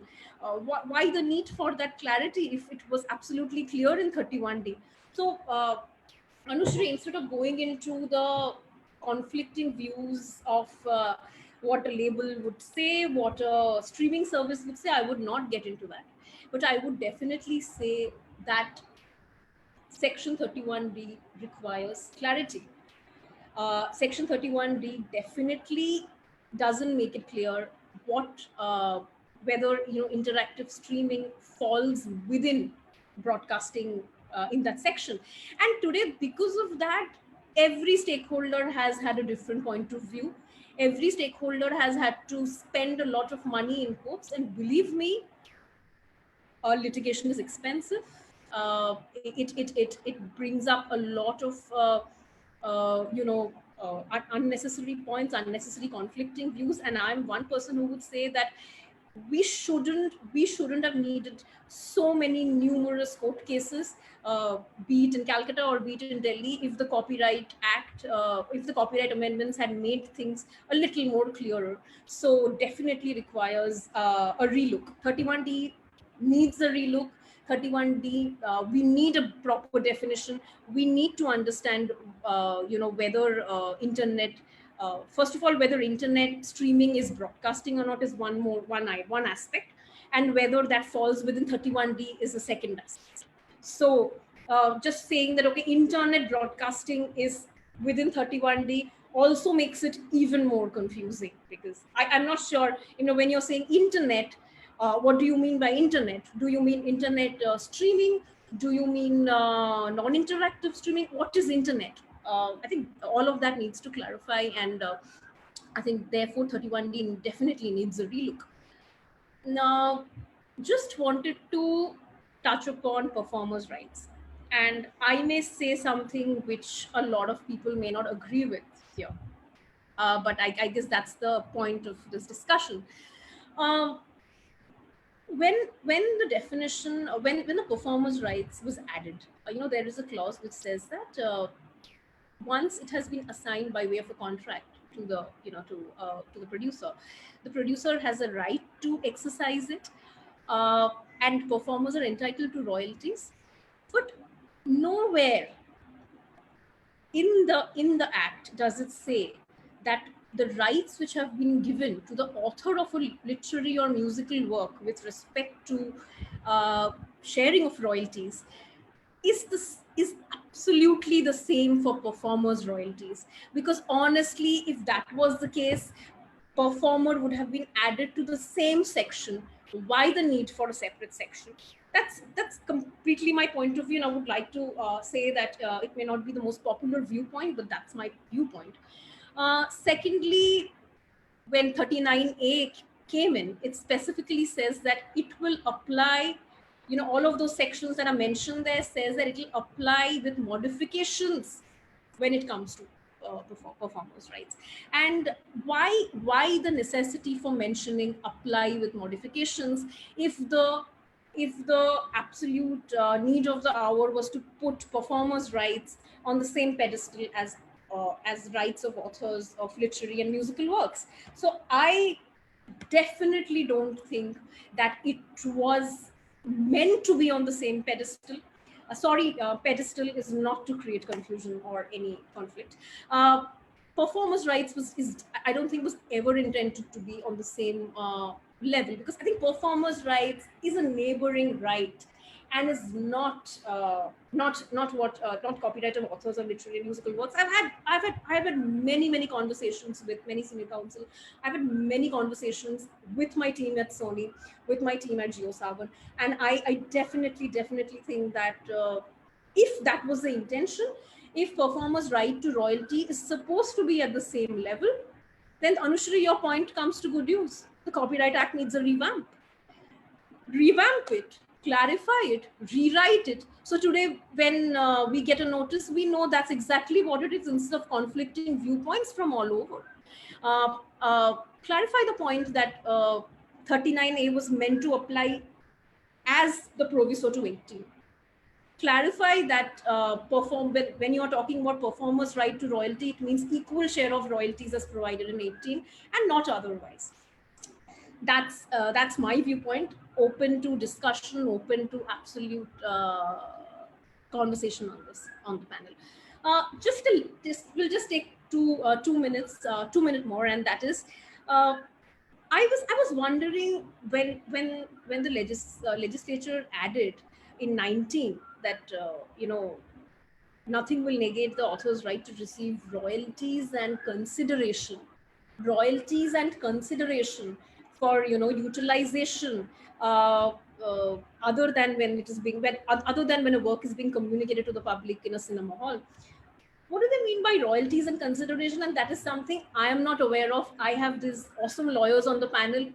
A little bit more of clarity, or do we ask for revamping on that aspect as well, to clarify what was the meaning of royalties and consideration? Why was it added? And I went through the standing committee report, Anushree, and I didn't really understand why that was added, unless the necessity was to say that you are entitled to a consideration also and an equal share of royalties. If that is what it is, then we don't need a revamp. But if that is not what it is, we need some more clarity on that. So that's my point of view. open to discussion and negotiation for sure. Rahul, would you like to take that? Or what? You can just unmute yourself, please. Hi, can you hear me now? Yeah. So before we go to these topics, I would like to take a few minutes and come back, zoom out and look at the entire business. Now, the media entertainment business, copyright business stands on three pillars, very important pillars: to create, to communicate, and to remunerate. These are three very important aspects of the entire business. There should be incentive to create. And that's why copyright is recognized to creators that, yes, you have now a monopoly and control over your creation. The other aspect which Copyright Act looks at is not just protecting the monopoly of creators in their works, is to give a balance to people who want to have access. They should not be deprived of access. So once a work is published, there are provisions earlier which was compulsory license and statutory license, that if a creator is not volunteering into a license, then people have alternate and provisions where they can still go and access the work. So this is the balance between public at large with the right to access if the owner is being unreasonable, and for the creators to have economic right to control that I will negotiate at this rate for this purpose. Now, of course, the issue of giving authors and composers royalty came because they did not have bargaining power with the producers. That, okay, I will give you this composition for incorporation in one song. This will be only a one usage license, and you give me 25,000 rupees, and that is it. Every time you use it, it goes out, my society will go and collect it. Keeping the IP with me, I will now give this composition, if I had given it for a song, to an ad filmmaker that will use the same composition in a different way for that. So what has started happening, that they were divested of the control because they had to sign on dotted lines. IPRS, when it went in 1977 to Supreme Court, challenging that we want our members, which were predominantly rights of authors and composers, to get a fair share of proceeds of their work, which was incorporated in a cinematograph film. 77 judgment, what it did, it said that let's look at your locus standi. What right do you have? And interpreted that your work was commission work under 17B, and 17B is an exception to the copyright rule that the author shall be the first owner of copyright. So they said, no, 17B comes in, and since you created the work for the cinematograph film, you are not even have a copyright in yourself. They went wrong because they read independent composition of literary and musical work into cinematograph film, which clearly says it's a separate work and separate identity. So that's where I believe Supreme Court faltered very big, that they read, because the composition and lyrics and music were composed for the production of cinematograph film, they extended 17B's interpretation that in this case, even those works will be, the authors will be ousted with the copyright. Now, the second time after that, in 2000, I believe, 12, the Aditya Pandey judgment in the Delhi High Court and His Lordship Justice Wajizdar's judgment in the Bombay High Court interpreted the scheme of the Copyright Act. The scheme of the Copyright Act is very clear. It identifies certain classes of works in section 13, that there will be original literary musical works, there'll be sound recording, and there'll be a cinematograph film. It then identifies who are the authors, that the real creator, natural creator for these works will be the author. For cinematograph film and sound recording will be the producer. And the definition of producer is the person who takes initiative and responsibility of creating it. And responsibility basically means financial responsibility, the risk. Now, the Copyright Act in section 14 identifies a very exhaustive, very specific rights in each class of works. So when a film is made, the producer becomes the author at par with any other work, and he has the exclusive and sole right to exploit the way he wants.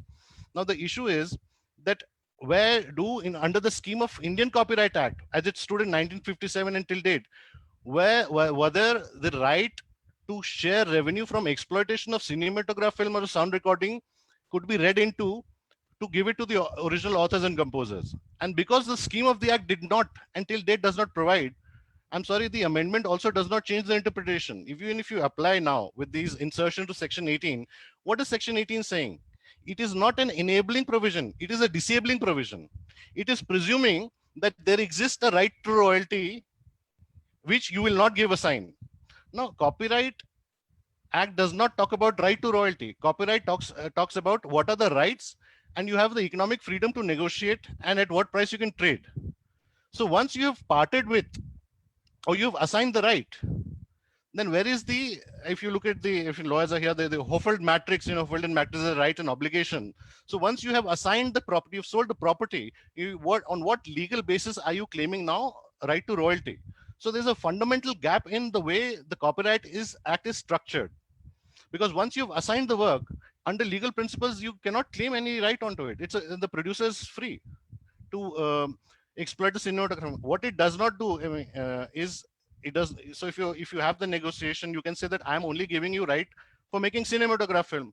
If you make a web series after that, a full-length feature film, if you make a web series after that, then you'll have to pay me extra. If you making an animation film after that, you'll have to pay me extra. If you're making that, using that work into a, let's say, ad film or any other audiovisual form, then there'll be a separate royalty. Now, problem is that who decides it? The best way is the collective society IPR is a division. If you come under our umbrella, we will efficiently enforce these rights and collect royalty for you. So this is how it is working, but it's not clearly working because lots of issues, not everything is being covered. Now coming to 31D, am I clear? Is there any questions? Anybody, any small questions or clarification anybody wants? Because this engagement, this will help all the viewers to understand what are the issues. Oindrila, do you have any questions right now? No, I definitely a very interesting comment on the disabling provision. So it does not, so it presumes. So what I'm trying to say that copyright amendment presumes this right, which is not there. They had also should have defined royalty and added this right, because this right is nowhere in the act. The way it's being treated, with the way it's being presumed.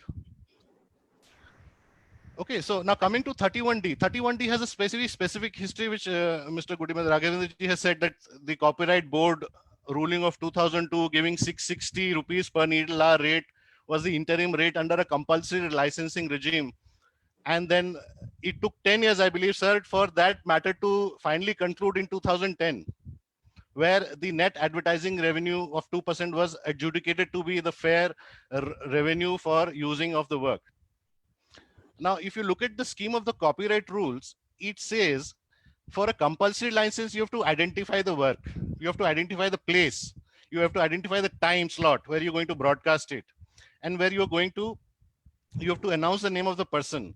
Now, looking at this, no CEO of a radio station or a channel can ask his programming head, you want regular license through 31D? Can you please tell me 15 days in advance which cities, at what time, what songs are going to play?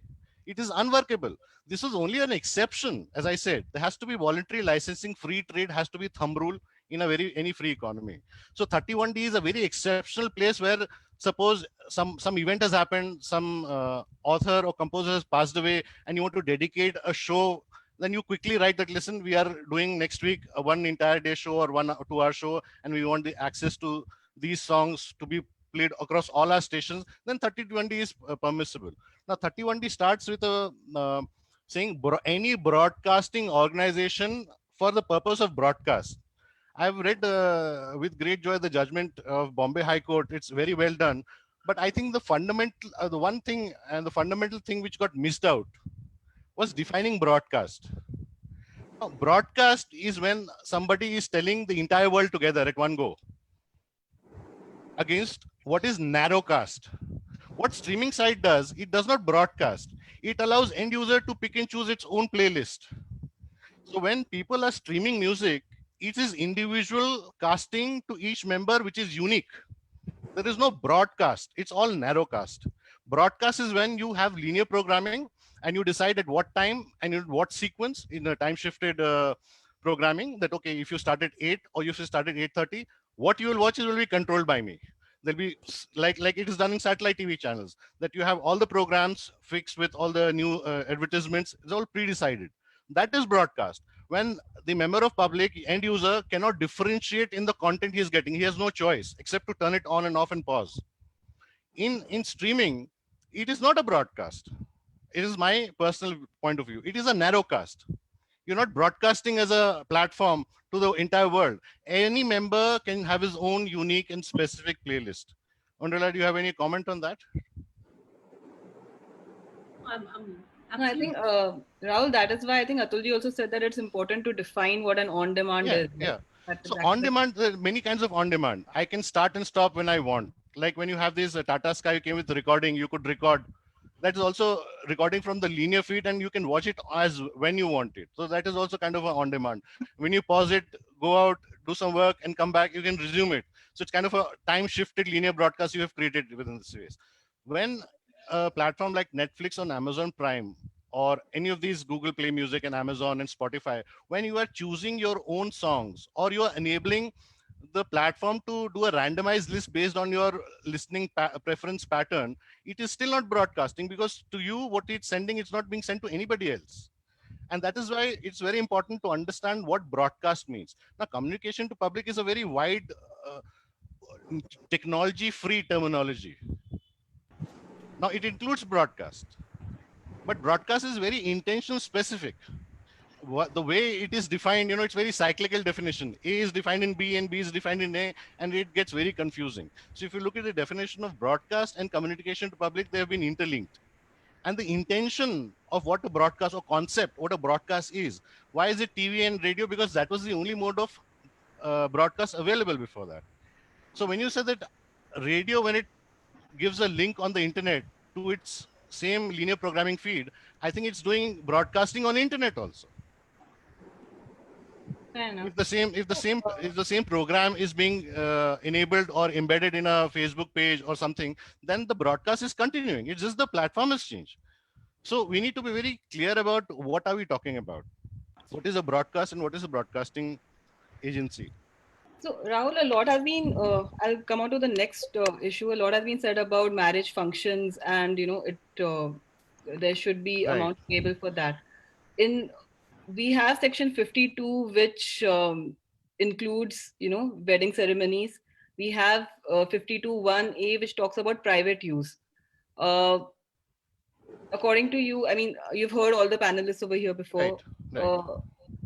So does all these marriage functions and ceremonies from I'll tell you what this is. Yeah. Now, what you want to make payable and what you not is a matter of policy.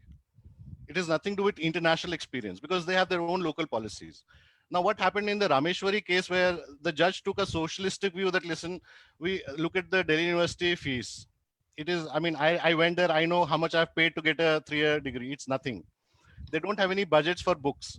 So when they say, no, for this is access to education, let people take photocopying without paying any royalty, that is a sort of a more of a policy sentimental call. Now that we industry have to decide.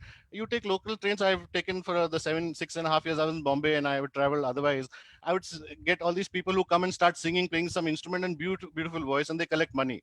Would IPRS go and say, you monetizing for your personal gain, commercializing the composition and lyrics, please pay me money? That's a call which the enforcement, the industry has to take. To what extent, to where all are you going to monetize it? So law will only help the industry. See, law does not create the level playing field. Okay, now you go. Business evolve, decisions are made, conflicts are arrived at, and then you look at the law. Can we resolve this with this law? And if you cannot, then you amend it. What judges can do, their hands are tied. They have judicial discipline. There's a division of power between the state. There's a legislature which makes the law, and the judiciary interprets the law. So they cannot fill in the definition of what broadcast should be. They would, in the given circumstances of the wordings, they will try to best fit the situation, and at times it is very difficult. You cannot, because it was never contemplated. So amendments are probably every 5-10 years thing, some small, in a small way you can keep changing and evolving the law. But if you think that this is it and this is how it has to be, then I think that's not correct. As you said, revamp, we need to relook. Maybe that's what the UK did.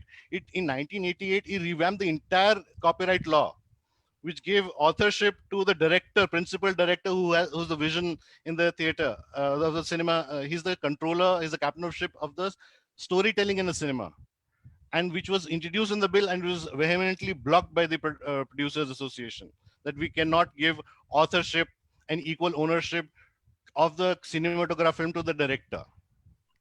So these are policy calls which every country will decide based on its own socioeconomic conditions, its own culture, and its own experience.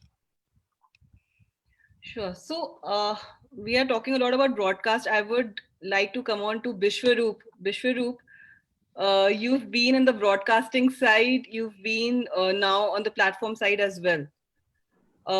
Again, you've heard Oindrila from a music user perspective. So what are your thoughts with respect to this entire discussion on where are you facing issues as a user right now and as a producer as well? Sure. Before I start, I think one of the pitfalls of starting to talk at the end of 2 hours of a distinguished panel having spoken is the fact that you can't add on anything new which has not already been spoken about. So in any case, so I think a clarion call across the board has been the fact that there needs to be clarity. And I think somewhere down the line, when you're looking at clarity and if you want to contextualize it to a certain extent, you also realize, can I blame this whole mess on the legislature, taking off on what Rahul was just speaking about? Or is this part of the mess also attributable maybe to the executive and the judiciary as well? And I think if you kind of take a step back and try and figure out how is this lack of clarity looked at, I think what we can probably also come back to is the fact that there is obviously an omission and ambiguity, which I think Aashish also spoke about at some length in the initial bits. Is the omission bit is obviously certainly with regard to the legislation, obviously either catching up or not being able to be clear about certain things. But when we're talking about ambiguity, we obviously have the executive and the judiciary either interpreting it in under delegated legislation or through judicial precedents and bringing about an understanding which may not have been there in the first place.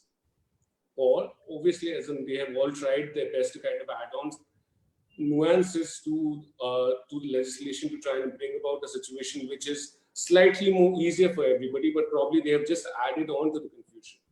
So from a broadcasting and a platform perspective, I think one of the primary things, and this has already been spoken about slightly on the sound recording bit, is I'll just do a deep dive on one of the provisions. So a section 18 proviso as an example. So if you actually look at the intent, if you try and also look at how is it that it's actually happened across the board, then you suddenly realize what is it that's happened.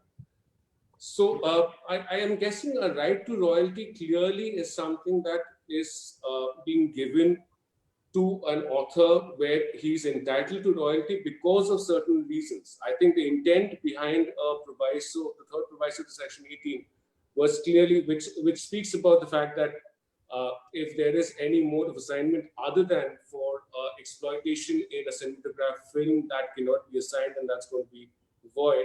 Now, when you're looking at that kind of a position, you look at the rationale behind it. The rationale clearly is the fact that an author at a certain point of time needed to partake in additional monies that the producer of a cinematograph film was making. So at one point of time, the producer was making monies out of the box office collections. There was a point of time when you added on revenues from overseas, you added on what was called satellite premieres, you added on digital OTT premieres. As a result, the share of the pie of the producer went a little bigger.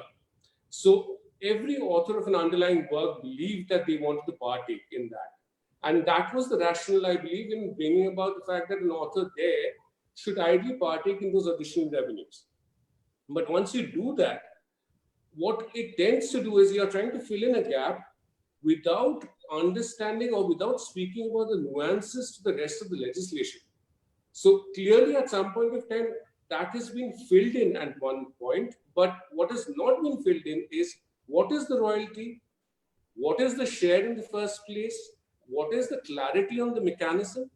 And when you're talking about a distinction where you're talking about a cinematograph film to be exploited only in a cinema hall, what happens to other pieces of audiovisual content which are to be exploited in other mediums?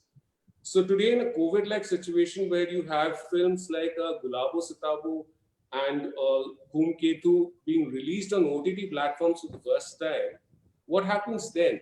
Am I supposed to share royalties then for a primary mode of exploitation?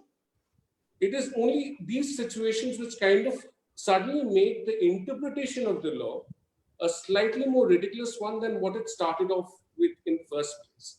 And the moment I get into that kind of a situation is the moment I'm stuck. So here, what am I doing? So what were my options in the first place? Let's step back again and try and figure out what were my options. Could I have said a cinematograph film for the purpose of Section 18 should not have included, let's say, audiovisual content for television channels and for OTT platforms? Could I have done that and brought in a nuance there? But then the whole point would be then the author would not be able to partake in any additional revenues again. So the same logic would apply. So I could not have done that. So now what do? I actually have a mechanism which I am absolutely silent about. How is it that I'm going to share this? What happens then? The moment there is confusion, somebody's going to come back and challenge it, and it's been challenged. Unfortunately, as in for the speed that we have in judiciary, a 2012 amendment has been challenged, and we are in 2020, and we still don't have a decision with regard to it. But that's the way it is. Unfortunately, we can't do much about that. Now, in which case, the whole point is the challenge is saying that, okay, clarify this for me. And if you actually look at the petition, I think, which was filed with the Bombay High Court, there's obviously petitions across India. The Bombay High Court petition obviously had a government reply which says that, okay, if it's the primary mode of exploitation, we will not impose royalties. Now, the whole point is, what is this primary mode of exploitation? We've not had a primary mode of exploitation under the Act. Now we have a reply from the government which speaks about something which is not there under the Act. So clearly in that situation, now we've brought in a nuance to fill in a gap which was there. So you actually had a gap in the first place. You filled it in, created 5 additional gaps. Now you've brought in one nuance to add on to the legislation which has never happened. So at the end of it, we are still lying in a situation where we have absolutely no clarity on what is the royalty, what is the share, what is the clarity of the mechanism, and does a Gulabo Sitabu, when it releases on Amazon Prime, as an example, share royalties with everybody who had been contracted to deliver the service in the first place? We don't. And we are still not clear about that either from the judicial angle or from the executive angle. So it's a mess which is kind of created and a lack of clarity which is there across the board. I also additionally, as there's obviously, there's so many other provisions which have already been discussed by the panelists, I honestly don't want to add on to the same discussions over and over again. But I think I'll just make a point which is absolutely different, completely different, just to show you the fact that I was reading about this decision about these cases about 2 or 3 weeks back, and it just gave me this whole feeling that, are we clear about the Copyright Act? When we talk about clarity, do we actually have clarity of thought in the first place? Now, I'll tell you something which has absolutely nothing to do with the media entertainment industry, and forgive me if I'm going off track there. But I was reading this thing about the government edicts doctrine. And there are 2 cases, which one is in the Supreme Court and one is in the High Court, in Delhi High Court, which speaks about it. I'm pretty sure that you're all aware, but as in just for clarity, government edicts doctrine is something which posits that the government at some point of time would not have a copyright over whatever is a governmental work. Now, when we talk about a governmental work, that includes a Copyright Act as an example. A statute is copyrighted work. So which, if interpreted technically, would also include the fact that if we actually discuss it, are we actually violating or infringing it? It also includes judicial precedents, and it says that the government will have absolutely no rights with regard to legislations or precedents for that matter. What is it premised on? It's premised on the fact that there are no specific authors to that material, as a result of which there cannot be a copyright. Now, the moment you look at something like that, and as I said, I bring in this example just to show the ridiculousness of it. So when you have a situation like that, now the whole point is there are 2 petitions which are one before the Delhi High Court, one before the Supreme Court, trying to figure out whether the government should have copyright in the first place. Look at the Copyright Act. The Copyright Act says the government has copyright in everything that it does. So a 17D, as an example, will say that the government has a copyright with regard to even the legislation and with regard to your judicial precedents. But I'm pretty sure all of us have very strong views in the sense that, is the Copyright Act copyrighted by the government? I don't think so. But what is the clarity that you see? That's not a clarity that either the government has, because I would like to intervene here. Yes. Case about Supreme Court is a PL filed by some gentleman. It's about the question of copyright of government in the legislation. They notified Bare Act. So various publishers are publishing, and they're doing all incorrect publication. If you see the government notification and compare with the Bare Act, there's so many mistakes. So what is the government policy? Number one, and how they are allowed to publish like this. So there is you're right that there is a government work. It is a government work. That definition has been given in the definitions, and it has 60 years term of copyright. Number two. Number three, if you see the section 52, which are fair dealing exceptions are there, section 52, subsection 1Q, clearly lists out that publication of such things by anyone is not an infringement of copyright. That's that. So may I just interrupt you for a second? It says that only when you have an addition of a commentary as an example. Now the whole point is, why do we have to with commentary, not exactly like yeah. So, okay, sorry. So I think what happens clearly is the fact that at a certain level we are discussing a commentary, annotations, head notes being added on to the copyright. Clearly, we are in a position in India where we don't think either our judicial precedents or the acts are copyrighted, but the law says otherwise. And it is this kind of a situation where you don't have clarity on either case, where it's not just the legislature, the executive, or the judiciary for that matter. Everybody's kind of taking a step back and saying that, okay, somebody else needs to have clarity. And that's exactly where the position that I come from, that if we're looking at a revamp of the Copyright Act, yes. Are we looking at it from the kaleidoscope of only the media and entertainment industry? I think what we should probably do is it has to be a comprehensive, across the board, redefined new legislation which needs to kind of look at everything and then say that, okay, this is our thought process, this is how we are capturing it. And if you feel that there is anything that you want to add on to it, please give us your feedback and let's try and capture it so that we are clear about certain things. Unfortunately, I think the clarity bit is absolutely lost because there are a million cooks and all those million cooks spoil the broth somewhere. Fair enough. Anushree, sorry, I just wanted to come in on one point. Yeah, so about this lack of clarity, and Oindrila will probably, agree with me. How does this kind of actually work? Because it says from a work, from the music perspective, the composer, the author, and the performer all get an equal share of royalty. So number one, I don't know if any act in the world actually defines a percentage, because this is defining a percentage. When you say equal and you don't say equitable, equitable is fair. What you and I agree is equitable. Equal is equal. And also, how does it help business? Because today, if Sony Music goes and pays 10 crores for a movie and it recovers 10 crores, it pays, how much does it actually recover from those 10 crores? 25%? Because everyone's getting equal? No.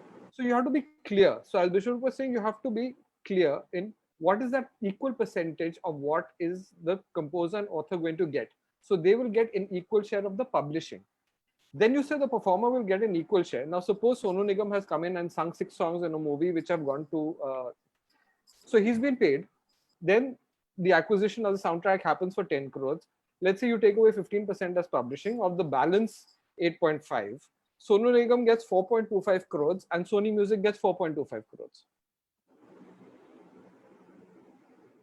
That's how I would interpret it as a non-lawyer who reads this. You're correct. You need a lot of corrective steps. Sorry. So, Atulji, that is why I think it was important to define what royalties are and how its distribution should have been. Right?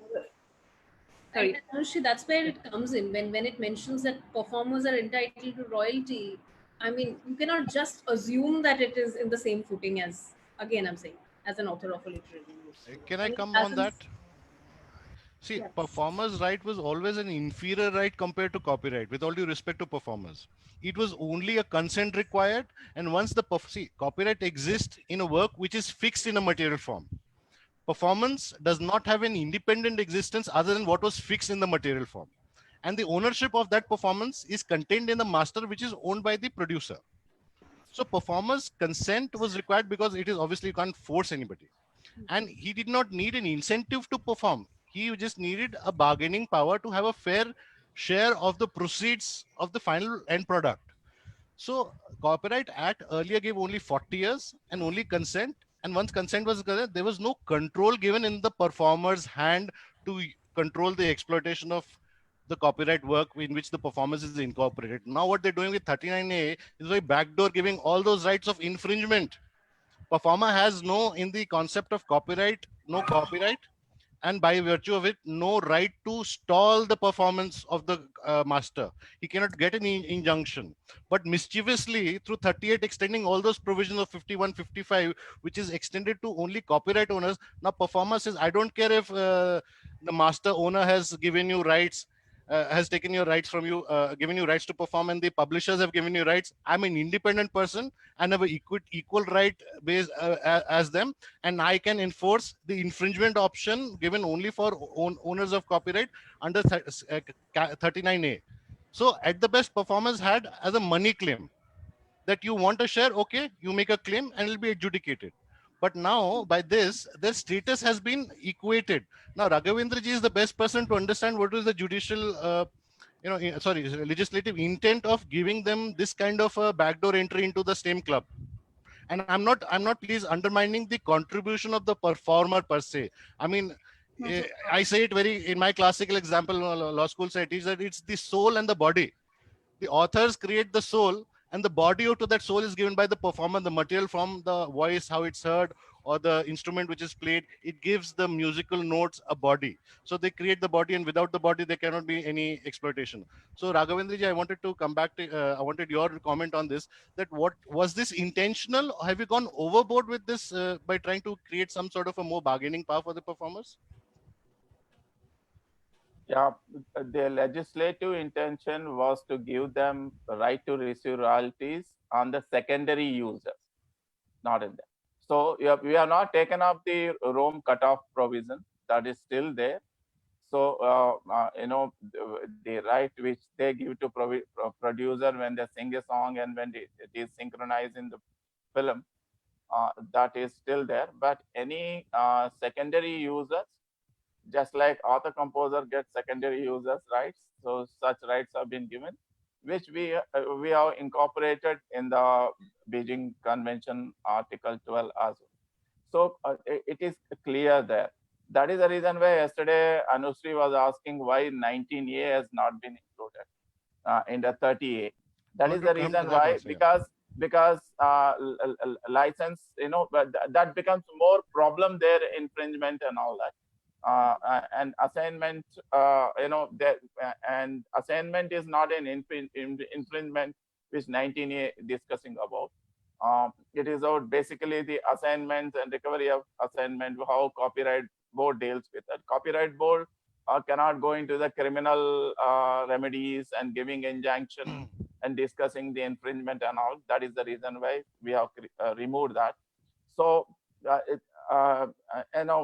is the reason why in 38 we did not explain that, and then given that in 39A.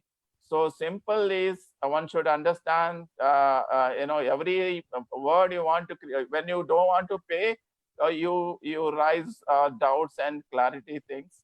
So adaptation, we have to read this. For example, 39A, adaptation and modification. It means simple law.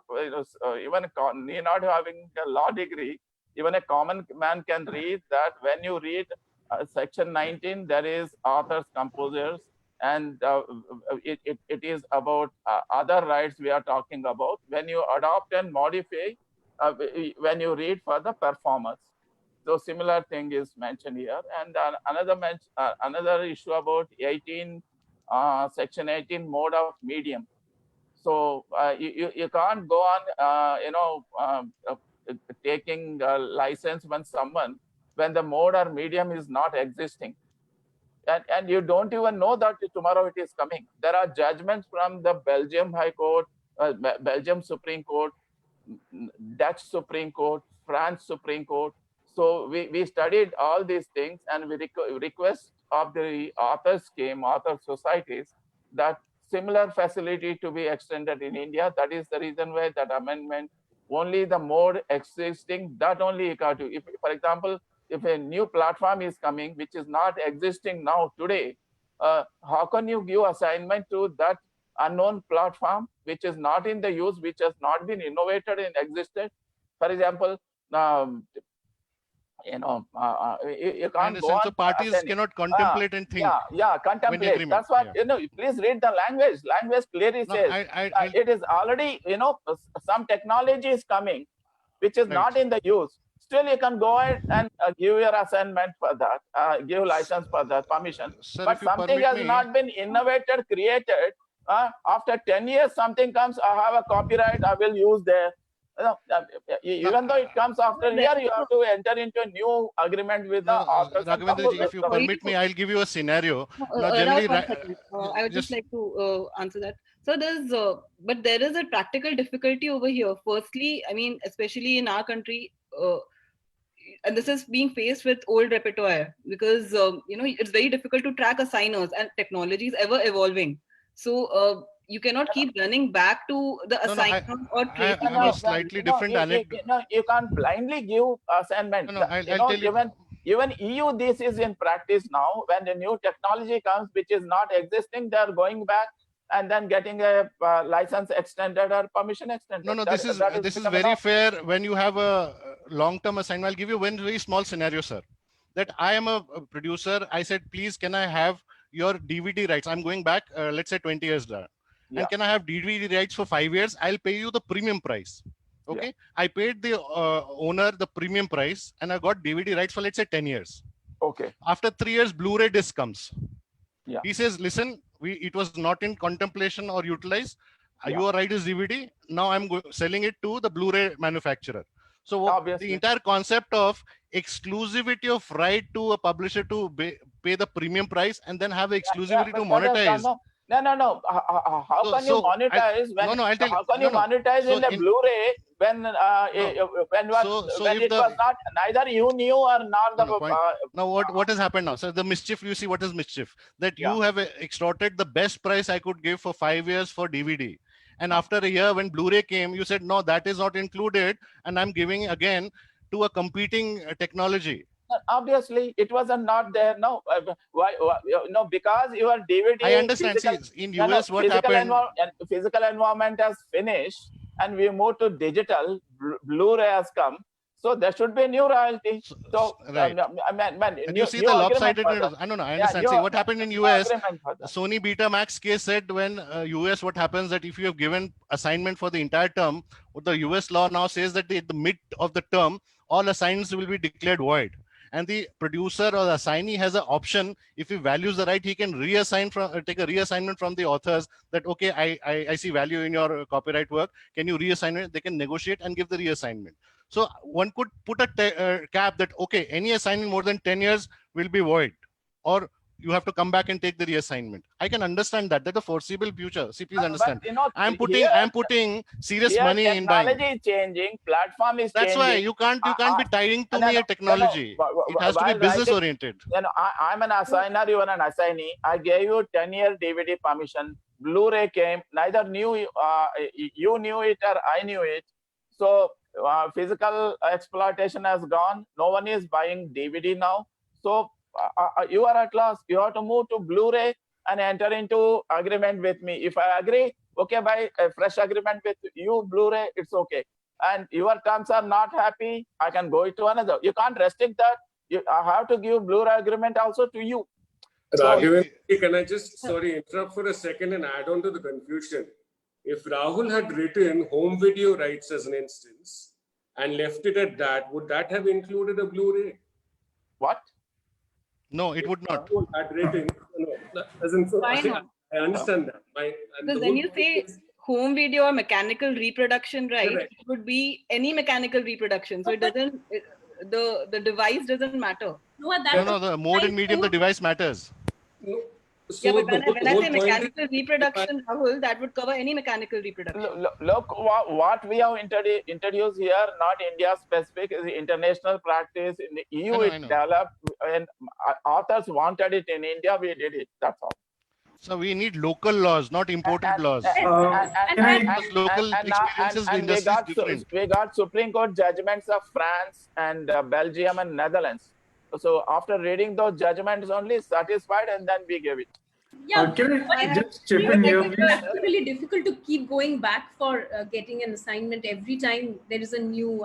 That's a practical difficulty. No, no, otherwise, it's like universal right. You are going to exploit in the Mars and Moon and everywhere where you're not going to exploit. You can't have all those things in your agreement. See, coming back to Rahul, basics of the second, copyright, I just Rahul, want to finish this, let the we last have- comment. The copyright is Sorry, all Rahul, about we have giving two more exclusivity. people, please, Rahul, I would like to finish with the other panelists and then we can maybe, have the discussion. Dominic, you were wanting to say something to this point. Yes, actually, I think I've been one of the fortunate people to have been in the production houses, in the broadcasting sector, and now as an independent consultant.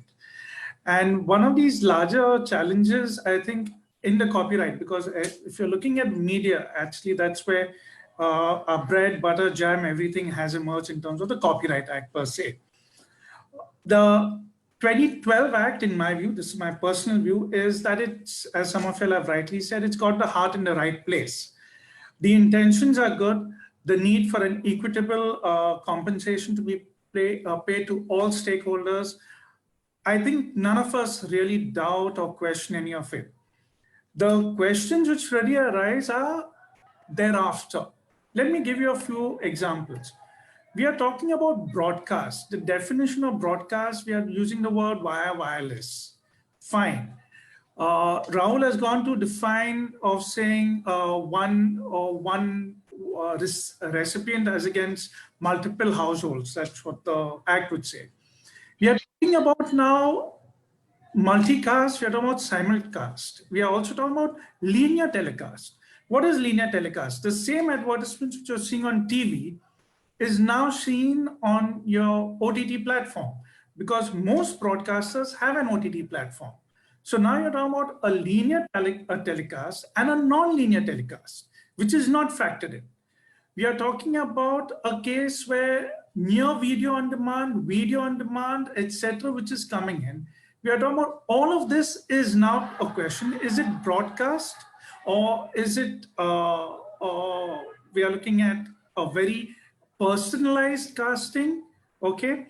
So one of these challenges, if you're looking at it, is the definitions itself per se. So the definitions definitely, in my view, need to be relooked at in the light of emergent technologies which have already come up, in the light of potentially new technologies which may emerge. And the reason why I'm saying it is because technology is emerging with every single day. If we are going to get caught up into mode, medium, format, we are losing it. I think we're losing the essence of what the act or the purpose is. So one thing is definitely an entire relook at many of the definitions. I would like to stop you here, Dominic, a small intervention. If you look at the definition of the broadcast, it says communication to the public by any means. By any means is a techno-specific word. So in this, the narrowcasting, which Rahul was explaining, that comes linear and non-linear comes because it's by any means. So when broadcast signal, it is a signal broadcasting through satellite, or when it is put on the computer networks for streaming, it breaks into packet network and then becomes, and the live broadcasting, it is a multicasting. When it is recorded, put on that narrowcasting, single casting, somebody can watch, download video on demand. Right, The sir. problem But is the question, if I may say, all these things are covered with that phrase by any means. That's what all the technicians talk about. That's what we discussed in the broadcasting treaty negotiations in the WIPO. By any means, phrase is also included in the broadcasting treaty text. When coming to here, that is the reason why we said only radio TV and 31D. So when it is, even though the broadcasting definition says by any means, it may include webcasting or internet. So, but this 31D is given to only radio TV. Simple. If you see the rules, that's what I said. It talks about grant of permission agreement for FM radio and other issues for TV. It can never be extended to internet understand it is amended. And then coming to question of the definitions, we have improved the definition of the cinematograph definition and communicating to public definition by any means, by any time, anywhere, anytime. We're following the definition because the digital definitions of the WIPO internet treaties. You take any act, there is a drafting, legislative drafting, the two way of giving definition. Because I'm talking this because everyone talked about definition from Atul to Oindrila to anyone, and definition is given when that word is used in the section somewhere. For example, on-demand word is not used entire Copyright Act. You can't define it. Okay, number one. It can be defined when that word is coming so many sections, so many chapters, then definition is given. When that particular word is given only one particular section, it is not repeated anywhere, that is defined as explanation, not in the definition section. This is the kind of, and no definition can be given when word is not used. So, okay, so but however the question, before I continue to you, I would like to bring in Isha over here with respect to one angle. Isha, you've again been on the the broadcasting side and on the production side, and now also the studio. This entire discussion of modes, media platforms, you must have witnessed that we have in all our agreements, though there is a restriction on the assignment when it comes to licensing, that restriction is not really present. Would you like to throw some light on that? Thank you, Anushree. And actually, I mean, being one of the last speakers, Bishwarup even robbed me of the catch line I had thought of to say that, the pros are, you can, everything's been said by the intelligentsia here. And the cons is there is nothing left to say. So even robbed me of that. But then just to give my 2 bits here, and I think a lot has been spoken from the music front, because a large part of you are from the music industry. I will probably try and speak, from a producer's perspective of audiovisual content. As a platform or as a broadcaster or as a producer who's creating content. And I just want to touch upon 1 or 2 points, which, largely has been discussed, but which Aashish, briefly touched upon in terms of performers' rights. And again, I want to, the elephant in the room being, because we are all, when as a producer, you're investing your money, or as a broadcaster or as a commissioner of content, when you're investing your money, we need to be very clear. I think the amendment, and I think over 2.5 hours, everybody is sort of, given the introduction saying, the intent is right, and it's just that. So I think rather than there being an amendment, I think if there is effective interpretation, effective implementation, of the language, or if even clarification is provided, or implementation or teeth is being given to those provisions, everybody, because I think largely, I mean, and this is my own personal view, that even internationally, there is the practice is such that creators are, are sort of empowered. I mean, that's the whole, intent of this act, that they are also empowered in the sense to walk along as their product is being exploited. But then at the same time, it's not being done in a vacuum. It's also being done with the people who are putting in the money, the owners of the work. So from that perspective, I just wanted to touch upon performers' rights, which has been introduced, and one of the provisions, the language, which is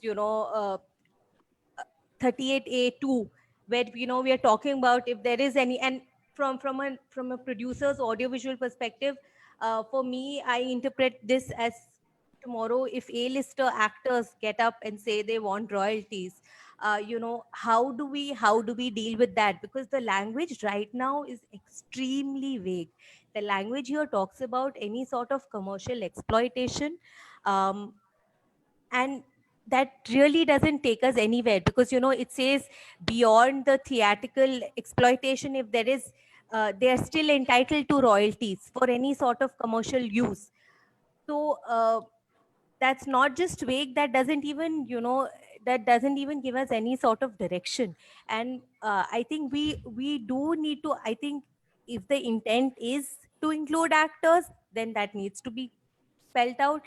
If the intent is not, then I think we need to be very clear, because again, I think we need to be clear here that creators also will thrive while the intent, just like coincidentally it's yoga day today, and the intent of the Copyright Act is also of the wellness of the creators. But at the same time, they cannot, creators cannot survive in a vacuum. They are there because of people who are asking them to create. They're pumping in the money, they're pumping in the business is working. So which is why I think uh, this is definitely something we need to, again, because of course a lot has been spoken about authors of literary work, musical work, etc. I thought it's important to also address this, because this is also going to eventually come up. Today singers are standing up, tomorrow it's not really picked up that much steam, but tomorrow actors may also stand up, and we need absolute clarity on how that's going to go, because their demands are going to be tenfold as opposed to a singer. So I think one on that, and I think the second part again, which a lot of others have also taken, touched upon, is in terms of what would constitute as an initial, release, or what would constitute as a initial exploitation. That needs to be revisited, because post-COVID, theatrical exploitation may no longer be the initial form of exploitation, even though the film probably was produced with that intent. So I think that again has to be completely touched upon, and probably what needs to be dropped is the term theatrical exploitation needs to be dropped. And we need to just address the initial exploitation again, uh, with so many views in place saying what would be initial, what would be secondary use. Again, those parts really need to be touched upon. So I mean, in short, I would just want to say that um, we have introduced certain portions where we are trying to address concerns of and take the creators along with the owners of the product, but then that needs to be that that needs to be really put across. We need to have tariffs in place, we need to have collecting societies, and which is what is being done even internationally. So I think somebody mentioned, I can't recall, but somebody did mention that the directors were empowered. I think Rahul probably mentioned. My experience is, and I'm talking about a more mature market like America. They have the SGA, they have the WGA, they have the SAGs, the Script Actors Guild, the Screenwriters Actors Guild, the Directors Guild, they have the Actors Guild. So they have these collecting societies in place, and if you just go through there, if you just pick up their booklet and find out, it's so clearly culled out. Everybody's, who's entitled to what. If you exploit a certain thing in a certain form, like I think somebody was mentioning, if it's a derivative work, what is that person entitled to? That is the need of the hour. I think probably there can be other interpretations saying, are they even entitled to anything? But I'm just going a step further, and the way I see it and the way how it is internationally, I think the need of the hour is to, let's put pen to paper, let's have IPAB functioning, let's have some let's have some clarity, let's have clarity of if what is it the government is proposing. Let's let them propose certain tariffs, and then there can be a conversation. Last 8 years we've not we are just grappling with interpretation, we are just grappling with that, and then all we lawyers are, we are busy we are just busy creating creative language, like I think probably Atul mentioned. We are all just sort of we are playing around with language, you're passing the buck. And I think I'm sure that was not the intent of the amendment, and which is why I think it's high time we either we can call it revamp, we can call it an amendment, we can call it a clarification, but I think The time's really come. 8 years past, and we're still, I mean, we're still debating this. We are not even clear on certain terms and terminologies, and so I think, yeah, probably the time has come to sort of. I may just add to, sorry. I can make many things clear to Isha in a short form. Number one, definition of the performer, not only the singer, actor also. So 38A subsection 2 applicable to actors also. Then comes primary use, secondary use. You said what happens when film nowadays, because of COVID, Gulabo Shatabo released in Netflix, in Amazon Prime Video, not in the theaters. So you said theater name, theater word, cinema hall word should be removed. Need not be removed because it is not going to be a common. It may be a new common thing, but when tomorrow lockdown is gone, your producers will rush back to release in multiplexes. So it is a primary use thing. Obviously, the when is a film is released in theater, that is primary use. Amazon is a secondary use. When secondary use, Amazon becomes primary use, then the rights will not flow. It is a common sense. Then comes, you talked about investment of everyone. So sorry, on that point, there's a catch here because I think the amendment failed to recognize the primary use of other audiovisual content. When we talk about a cinematographic film, it means any audiovisual content. It is not just your full-length feature films which are exploited in the theaters. It is also your television serials which are. That is also primary. Television serial, that is the primary use. That's what I believe. The proviso does not talk about primary use. It talks about the exclusion in a cinema hall. So I have a question for Raghavender ji based on this. Raghavender ji, if Gulabo Sitabo now is after release on online, released in a cinema hall, does it become secondary use? Yes. Yeah. No, this primary, secondary is nowhere. I don't know why we're getting that is precisely my point. There is no primary or secondary in the act. Act only exempts cinema hall. Yeah, it only exempts cinema hall. I don't understand why this entire primary and secondary discussion is happening. No. Still it is a primary use on the cinema hall. It cannot be. Because in exceptional circumstances, this has been done. That's what I'm saying. So do you know many films are released only on satellite TV earlier before OTT came? A lot of films were released for the first time only on satellite because they could not get exhibition in the cinema. Why are we talking only about feature films, right? We have television serials, we have advertisements. Are never. So my point is that section 18 does not mention primary or secondary use. It only mentions cinematographic film in a cinema hall. Now television serials are not played in a cinema hall. It doesn't mention. Sir, if the intent actually was primary and secondary use, it should have been in the act. Why has it specifically mentioned cinema hall? Aashish, this matter I think went to Bombay High Court. Even Anushree will remember this. Yeah. And at that point of time, there was a clarification which was issued by the government. If television serials are for television, then I remember we were handling it. It's part of television. So that becomes, if I may use the word, primary use. For movie, it was your theaters would become your primary use. But I'll tell you, there is a slight problem here. We've kind of tried to ape a lot of WIPO here, which is perfectly all right. We are a part of WIPO, fair. Overseas, and I'm sure y'all are better gurus than me on this. If I use a movie, for example, the Seal song, I Believe I Can Fly, and I'm using it in the movie Space Jam, I'm using that song only in that movie first. If the rights belong to the producer, as you rightly said, so the song rights belong to the producer, he can decide how he wants to use it and who he wants to license it to. And therefore that song becomes part of that movie, which is then shown in the cinema halls or the theaters or whatever. In India, I think the music industry has been rather different, where the music album is created from a song, is created from a movie. So that's the reverse. Earlier, in the US and Europe, you've got a music album, you pick up a song and use it in your movie. So you can get into the how it is used, where it is used, etc. But here, your movie will have 10 songs. You take 10 movies and make an album. So that has been one of the main challenges. Therefore, when you're using the word equal royalty, it's a nightmare. And I'm saying all of us have fought it. And not before fighting it, we've tried to understand it. Equal royalty to what? And I'll be very honest, we've gone anal to the extent of saying, okay, this 4-minute song is part of my film. Value I'm monetizing towards this, or I'm appropriating towards this 4-minute song. Now I'm looking at the next step. Okay, am I using the audio? But what about the cost involved with the design? What is the cost involved with paying the actors? And therefore, I'm getting it to a minimum amount. And then I'm saying, okay, equal royalty to be paid. It's getting very kind of anal to that extent, wherein we are missing out the main point.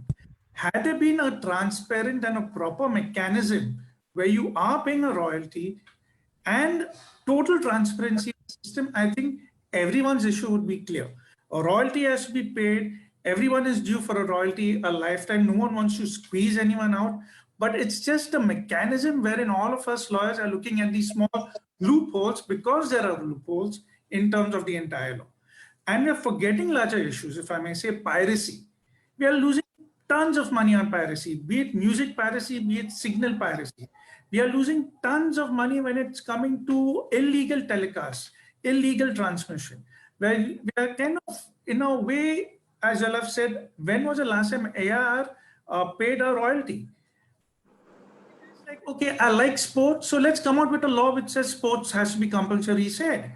Fine, which is good. But then what about the MSO who is not a broadcaster? Because we receive our signals to the MSO. The MSO now has to, at that point of time, the slate says, sorry, I cannot show you the movie. Although the cable TV access, you have to carry Doordarshan channels. The MSO says, sorry, I can't show it to you during the duration of the match. Now the MSO is in violation of the Cable TV Act and the permission which he's got from the MIB. I think there is somewhere along the line a kind of harmonization which is needed. It's cross-sectorial with all stakeholders. Because the moment we are getting into a single aspect, then we are getting into really the nitty-gritties, a comma, or full stop, etc. Just my humble servant. Thanks, Dominic. I would like to now bring in Manojna. She's been patiently listening to all of us. Manojna, you've been on the creative side, and we've just been talking about film and music. I don't think our Copyright Act is just restricted to that. So please share your thoughts with us. You've heard all of us over here. Thank you so much, Anushree. And I think that one of the interesting things about sort of being at the end of a conversation is that I have the opportunity to be able to listen to a lot of different perspectives. And of course, it's been an incredibly insightful conversation so far, in the sense that I think, as you sort of rightly mentioned, so just to sort of provide a little bit of background on which perspective I come from. So I am a lawyer who primarily represents creators. So we're talking composers, musicians. I work with the sector that prefers to be known as the independent sector. So these are independent designers, independent musicians, and the like.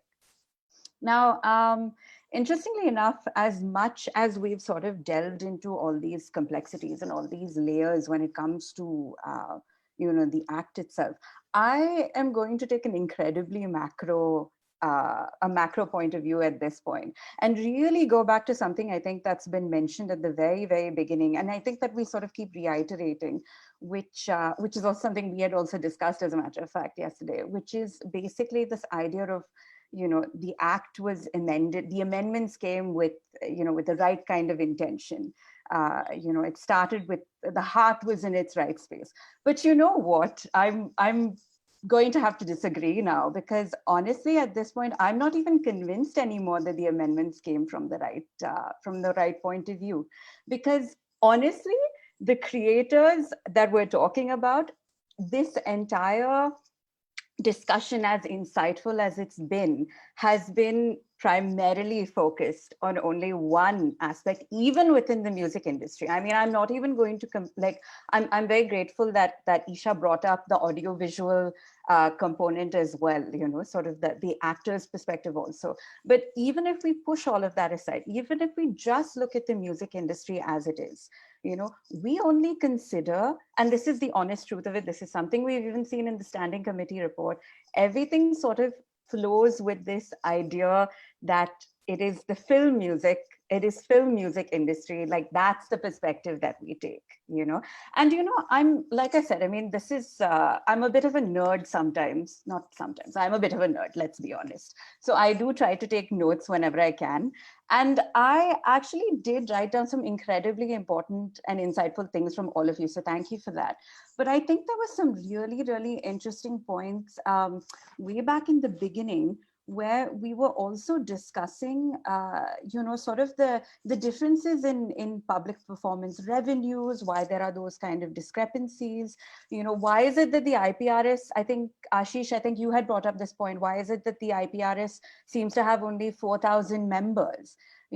Because this is a larger systemic issue, and this is the problem.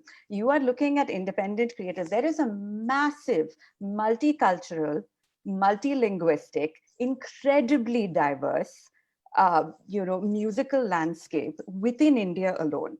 That's what we're dealing with right now. However, how many people does an act like the Copyright Act as it stands today? How many people does the music industry as it stands today? How many people does the IPRS or any performing rights society for that matter? How many of these people, how many of these genres, how many of these styles does this entire system actually speak to?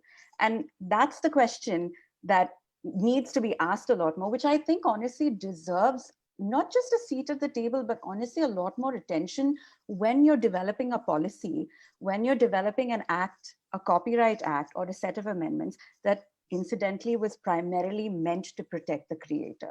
We've barely spoken about the creator. We have a very set idea of who that creator is and how that person is going to benefit from the system, with almost next to no, rather presumptuously, assuming that is going to be one particular person, and that's going to be one particular person, one particular genre. Dominic, if you don't mind, this is a point that you had just made, sort of going back to how, different from,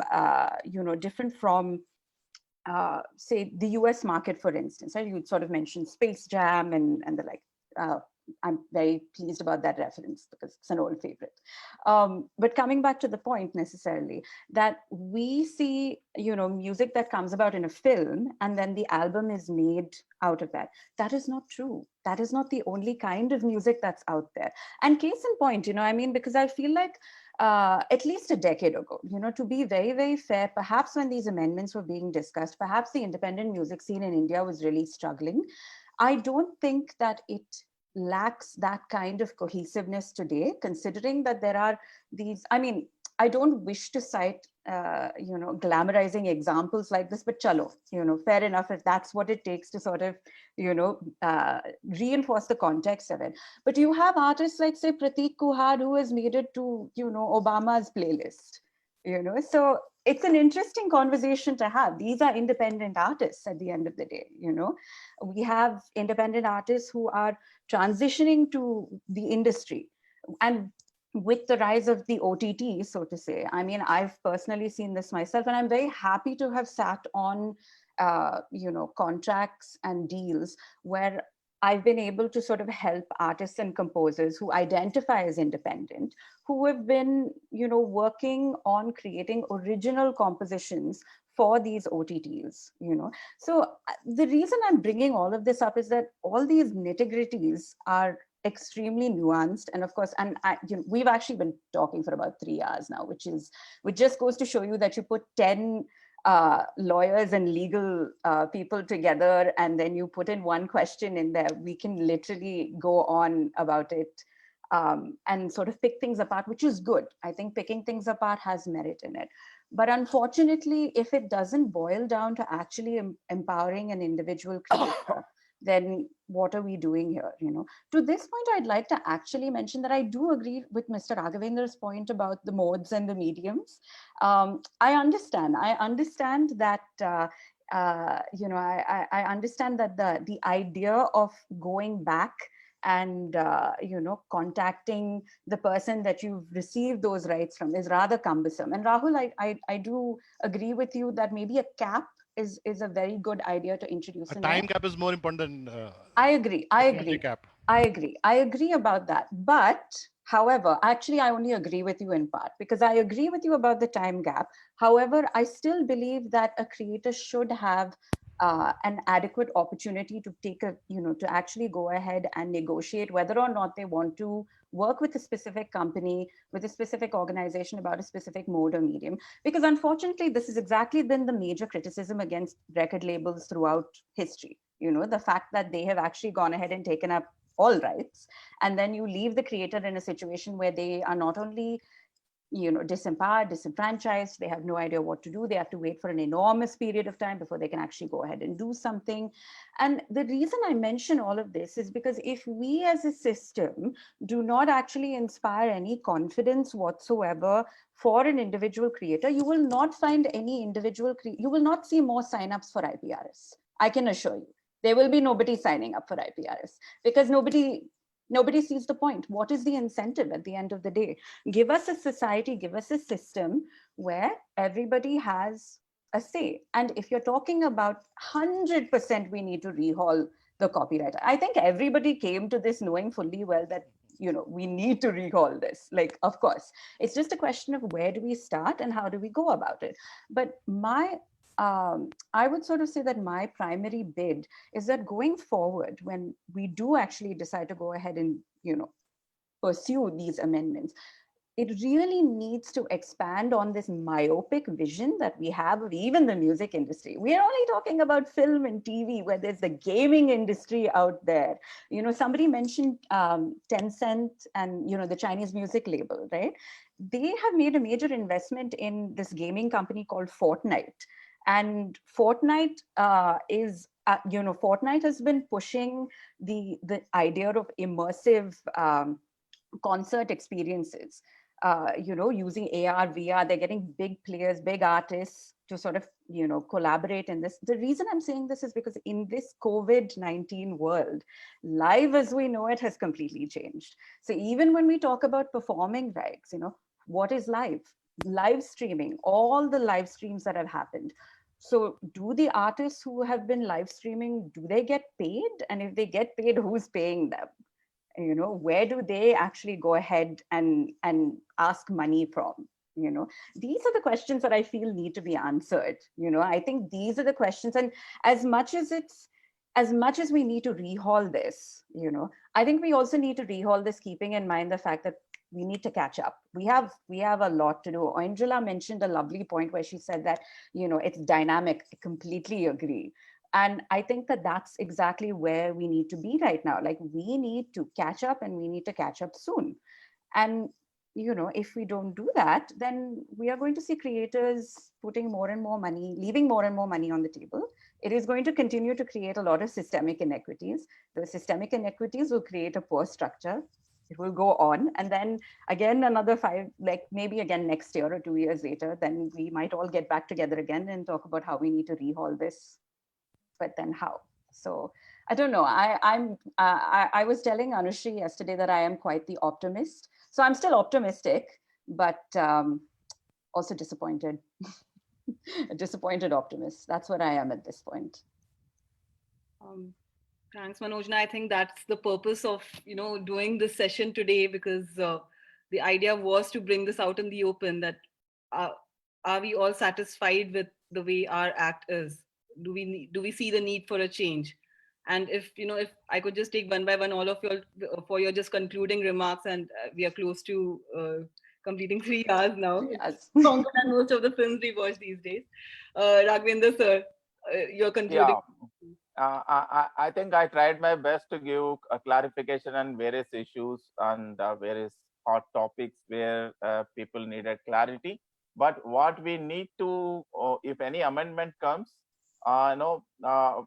we should move forward. We should get out of the mentality that hum kagaz nahi dikhayenge. Why I'm saying that the mentality of hum kagaz nahi dikhayenge is similar to hum underline works ko royalty nahi denge, performer rights ko royalty nahi denge. One should get out of this mentality. And there are bigger things are there. Because a standing committee clearly in the para 22 is said that there is a need to contain the piracy, because online networks piracy is increasing. What we have done in amendments is not sufficient. The both ministries, IT ministry and the administrative ministry of the copyright, should come together and examine both IT Act and Copyright Act, how they can strengthen the provisions and take it forward to contain the online piracy, so that, because that's what my friend Blaise Fernandes said, the kind of piracy happening in India, we can't get into top 10 if royalties are taken away in illegal manner. And there is a bigger problem of interface between design and copyright. The matter is pending in the Supreme Court. I'm one of the votaries that, despite 50 copies have been made mechanically, I'm talking about section 15.2, copyright ceases. I am one of the ones says that I got this knowledge out after these amendments. Otherwise, I would have put it. So copyright should be extended to the design where alternative protection should be given if by mistake design registration is not done. And then another technological development is happening, data mining and text data mining. We need to give exceptions for education, but license only for the commercial purposes. So there are many issues, and the safe harbor issue and the online site blocking issues. These have been not given clarity in the Copyright Act that need to be strengthened. Overall, online piracy and giving protection to the music industry or film industry, that need to be looked into. Okay, if any problem is there in the language, that can hinder up, but I don't recommend any, removing any existing provision from the copyright. Okay, language can be improved to remove the clarity, give some direction to the industry. Thank you, sir. Mr. Blaise, just your concluding remarks, if we may have. Thanks. I think a very enlightening panel, and I kind of learned a lot.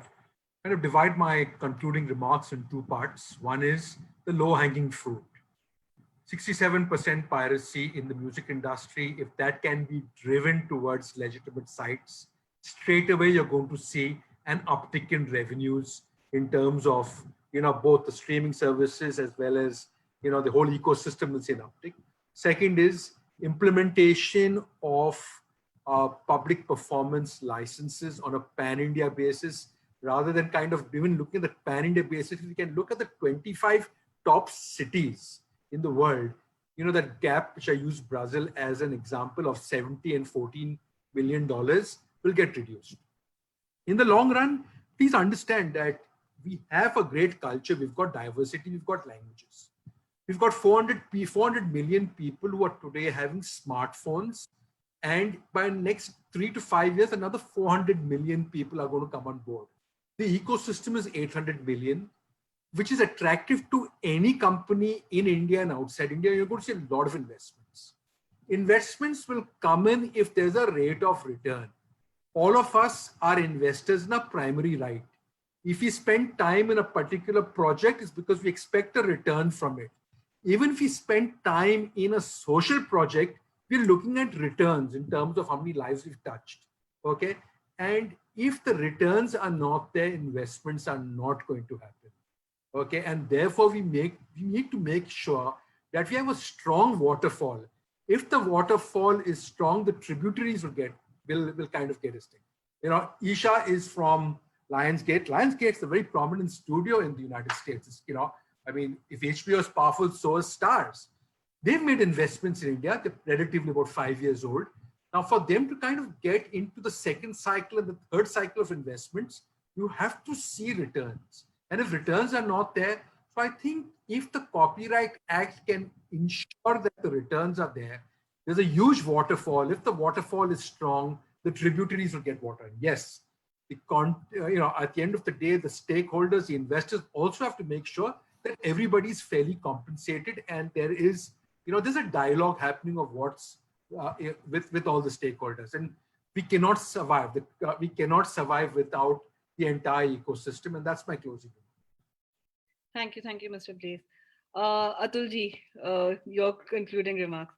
So, I tend to agree with Mr. Raghavender that, what is required is clarity. I would always plump for going for a completely newly written act so that we're not carrying the baggage of things in the past. But maybe that can be done. I don't know. He's the best person to tell us what it takes to rewrite a law instead of amending a law. But the basic concept is right.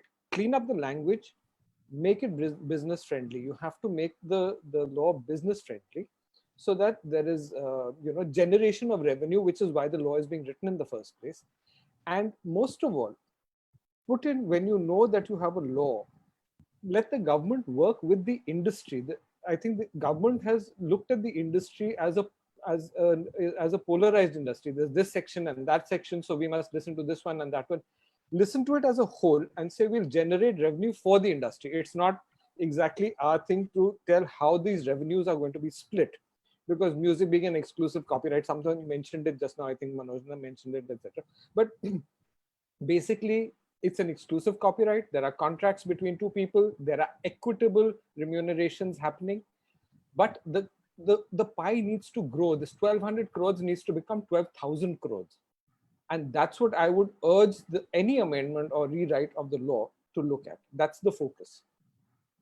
Thank you, Atul. Aashish? My observations are A, B, C, and D. A is for accountability all around, and CMOs, especially collecting societies, need to be accountable. Balance. There needs to be balance throughout. And if there is no balance, conflicts like this are going to persist. C is compliance. Ensuring compliance from the end user at any point in time so that the intent of the law is achieved. And D is the most important, which is dialogue. Dialogue between all parties rather than filing cases against each other. Yeah, I feel that filing a legal case is an expression of ego. So I've got bigger lawyers than you, so I can beat you. I mean, we've got loads of lawyers in this country who are big, and anybody will get lawyers. And I feel lawyers have made the most money out of the Copyright Act. Correct me if I'm wrong. Yeah. It's not okay. So, and along with dialogue, diversity, accepting the diversity of the music world which is there today. Manojana rightly expressed the importance of independent music. YouTube is a huge platform for monetization. I mean, we've not spoken about that. And if we consider primary and secondary for YouTube, no YouTube music creators are going to get any money. They're all primary. Yeah, I don't see any YouTube music being played in a cinema hall very soon.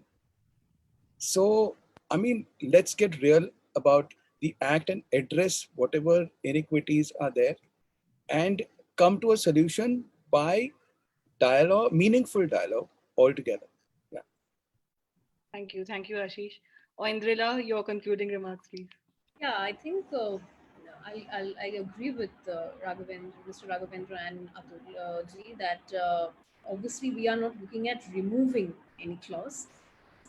Like I discussed at the time during my remarks, that obviously we are looking at clarifying those clauses. And I think one thing that we've missed out, and I think just one example, is the whole fixation of royalty by the Copyright Royalty Board that has been there under 31D, which was even pointed out by Kathawala, is that the process needs to be clearer. The process of fixation of royalty, if a prior fixation is needed, what are the royalty rates? How will that be applicable? All of that, the process needs to be much more clearer. Maybe therefore we need clarification not just in the act but also in the rules. So yes, we are not looking at removal. We are definitely looking at a lot more clarity in the way the clauses are framed. So that would be my concluding remark.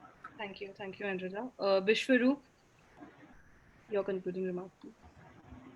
So I think just two things. Firstly, as in no knee-jerk reactions or amendments, but rather a comprehensive revamp of the Copyright Act. I think that's one. And secondly, I think clarity which is required by way of maybe executive action through delegated legislation rather than waiting for somebody to take it to court, having concurrent benches talking about the same thing over and over again and having differing opinions. So clarifications through an executive action of delegated legislation. I think that's what we. Thank you. Isha, your concluding remark? Yeah, I will also stick to the C word, which is not the most favorite right now, which is not COVID, but yes, clarity and course correction. Again, I think which was if we just get some clarity on the way things have been written and the way things have been and which is why we have so many diverse interpretations. And I think so I think clarity and course correction in terms of implementing once we get the clarity. So I think we'll all it'll all be for the good, for everybody's good. Yeah. Thank you. Rahul. As I said that, it's not the government which tells the industry what to do. Industry is free to conduct its affairs. So we need to be honest that if we are going to share royalty, then we cannot have these clauses that you are waiving your moral rights. So you can't put your name there. And tomorrow, if you come for royalty, your name is not there. Who are you claiming what? So we need to be honest about how we are going to conduct our business. And government can only help by asking what is the problem. Okay, we will change the law. So no law is permanent. Law needs to evolve, but there has to be more diverse dialogue with the industry, and so that the government understands everything collectively, not one-on-one, so that they understand, okay, if we tweak this, then this will get affected. If we tweak this, then that will get affected. How we take care of every concern. So going forward, there will be more and more amendments in time to come, because there will be problems which cannot be contemplated today and cannot be fixed. As I said, there's no imagination right now what the problem will be. So we should not be touchy about, how can you say this and say that? If it's not able to work, we should be ready to change it, and let's work together, because there is no point fighting with each other. You need to be honest about how you want to conduct your business. Thank you, Rahul. Dominic, your closing. I think, as Rahul has already set the base for this, I think all of us are in industry where the Copyright Act really impacts us, either as users, creators, or advisors. And one thing is sure, I think the intention of the government was surely to kind of streamline the industry and get about better transparency in this. And I think hats off to them. It is a step. It is an initial step. It's a journey. I don't think so it's an end journey. But while you all were talking, something which just crossed my mind was, I think, let's stop blaming the government. And Mr. Raghavender, sorry. I think all of us as stakeholders need to look at it among ourselves, wherein we need to embrace technology enhancements amongst all stakeholders. And for things to be done in a mutually agreeable manner, in an equitable manner, and in a fair and just manner. I think if you look at it amongst the industry itself, I think we will realize that we can always go back to the Copyright Act to give us guidance, but ultimately it will be ourselves and our business-driven ventures which will take us ahead. Thank you, Dominic. Manoj now. So I think I'm going to summarize this quickly, but I broadly would put this into 4 points. But basically, I would sort of start off with the fact that, of course, as Rahul also mentioned, I think as we all are very well aware, it is like the law is dynamic, everything is dynamic. So of course, we are definitely going to be seeing, this won't be the first request for an amendment. As things change, as technology evolves, of course, the law has to as well. So I think that going forward, any kind of, sort of borrowing from what Atul mentioned, we should definitely have a lot of emphasis on making things very business appropriate when it comes to any kind of copyright amendments. That's definitely the idea. But I'm also going to emphasize the fact that I'd like to see these amendments being a lot more inclusive and also actually ensuring accountability. Let's explore new systems of collective bargaining. Let's see if there's room for more societies to come in. If we want to take away the blame game, so to say, and we want to start sort of stepping up, then maybe we need more wiggle room, and maybe that's something to ask for. I think two, let's also not kid ourselves. Let's not work under the assumption that there's only one kind of music industry that's out there. Clearly, there are so many diverse kinds. It's only, and touch wood, it's only getting better. So we definitely have to keep that in mind, no matter what it is that we're planning on doing.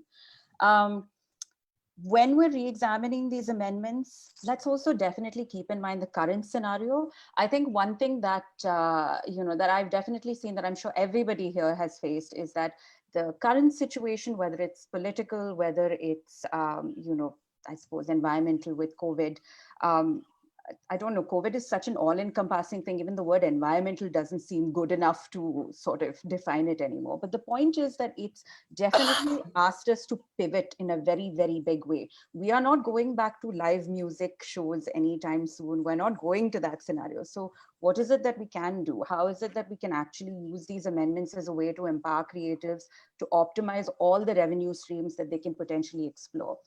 And then I think finally, which is, I think Manojna, yes. I'm extremely sorry. I'm sorry to interrupt. I will have to drop out before my kids take over this discussion. I'm really sorry. It's been wonderful meeting all of you. And I'm so sorry, Manojna, I can't stay until the end. No, please, not at all. I will take your number from Anushree, Isha, and I will keep in touch. Sure. So I will have to I think my kids have been more than patient. I just need, there is an SOS situation. Of course. Thank you, everybody. And it's been lovely being on this panel. Thanks a lot, Anushree. Sorry, but I have to get going. Of course, Thank you. course. Bye. Of course. Bye, Isha. And I think sort of on that note, since it has been a solid now 3 hours, 15 minutes, I think honestly, my last parting note really is that, and this is more of a personal perspective, I think, all these rights will mean nothing if every second contract that we see basically asks, or seeks to negate the rights of a creator, that's still asking the creator to waive something, and all of this relying on these very poor bargaining dynamics that exist in the industry right now, So without sort of necessarily raising a call to arms, I do think that at the end of the day, we are here to make a functional and fair system as much as possible. So I think that is definitely something that we need to keep in mind while we're sort of going forward. But yes, yeah. And with that, I'm done. Thanks, Manojna. Just as a concluding thing, firstly, I would like to thank all of you for taking out the time. I know it's been over 3 hours, and I can see Mr. Blaise and Atulji almost super tired. But just wanted to say that, see, ignorance of law is not an excuse. So laws have to be abundantly clear. There cannot be any room for multiple interpretations, room for people to circumvent it, and room for judgments to come in which confuse and people take benefit of it to the extent that it affects all of us, be it the publishing industry, be it the sound recording industry, or be it any other industry. So that's all I have to say, that laws should be there to avoid conflicts, not to create conflicts. And for that, we need to have them as clear as possible. That's all we have for today, and thank you everyone for taking out the time. Thanks, Anushree. Thank you, everybody. Thank you for inviting us. Anushree, thank you so much for putting this together. Yeah. Thank you. Well done. And this is one of the many to come, I hope, Definitely. on the amendments. And congratulations on Anushree. All the best for the future. Thank you, sir. Thank you, sir. Thank you. Thanks, Anushree. Thanks, everyone. Thanks, everyone. Thank you.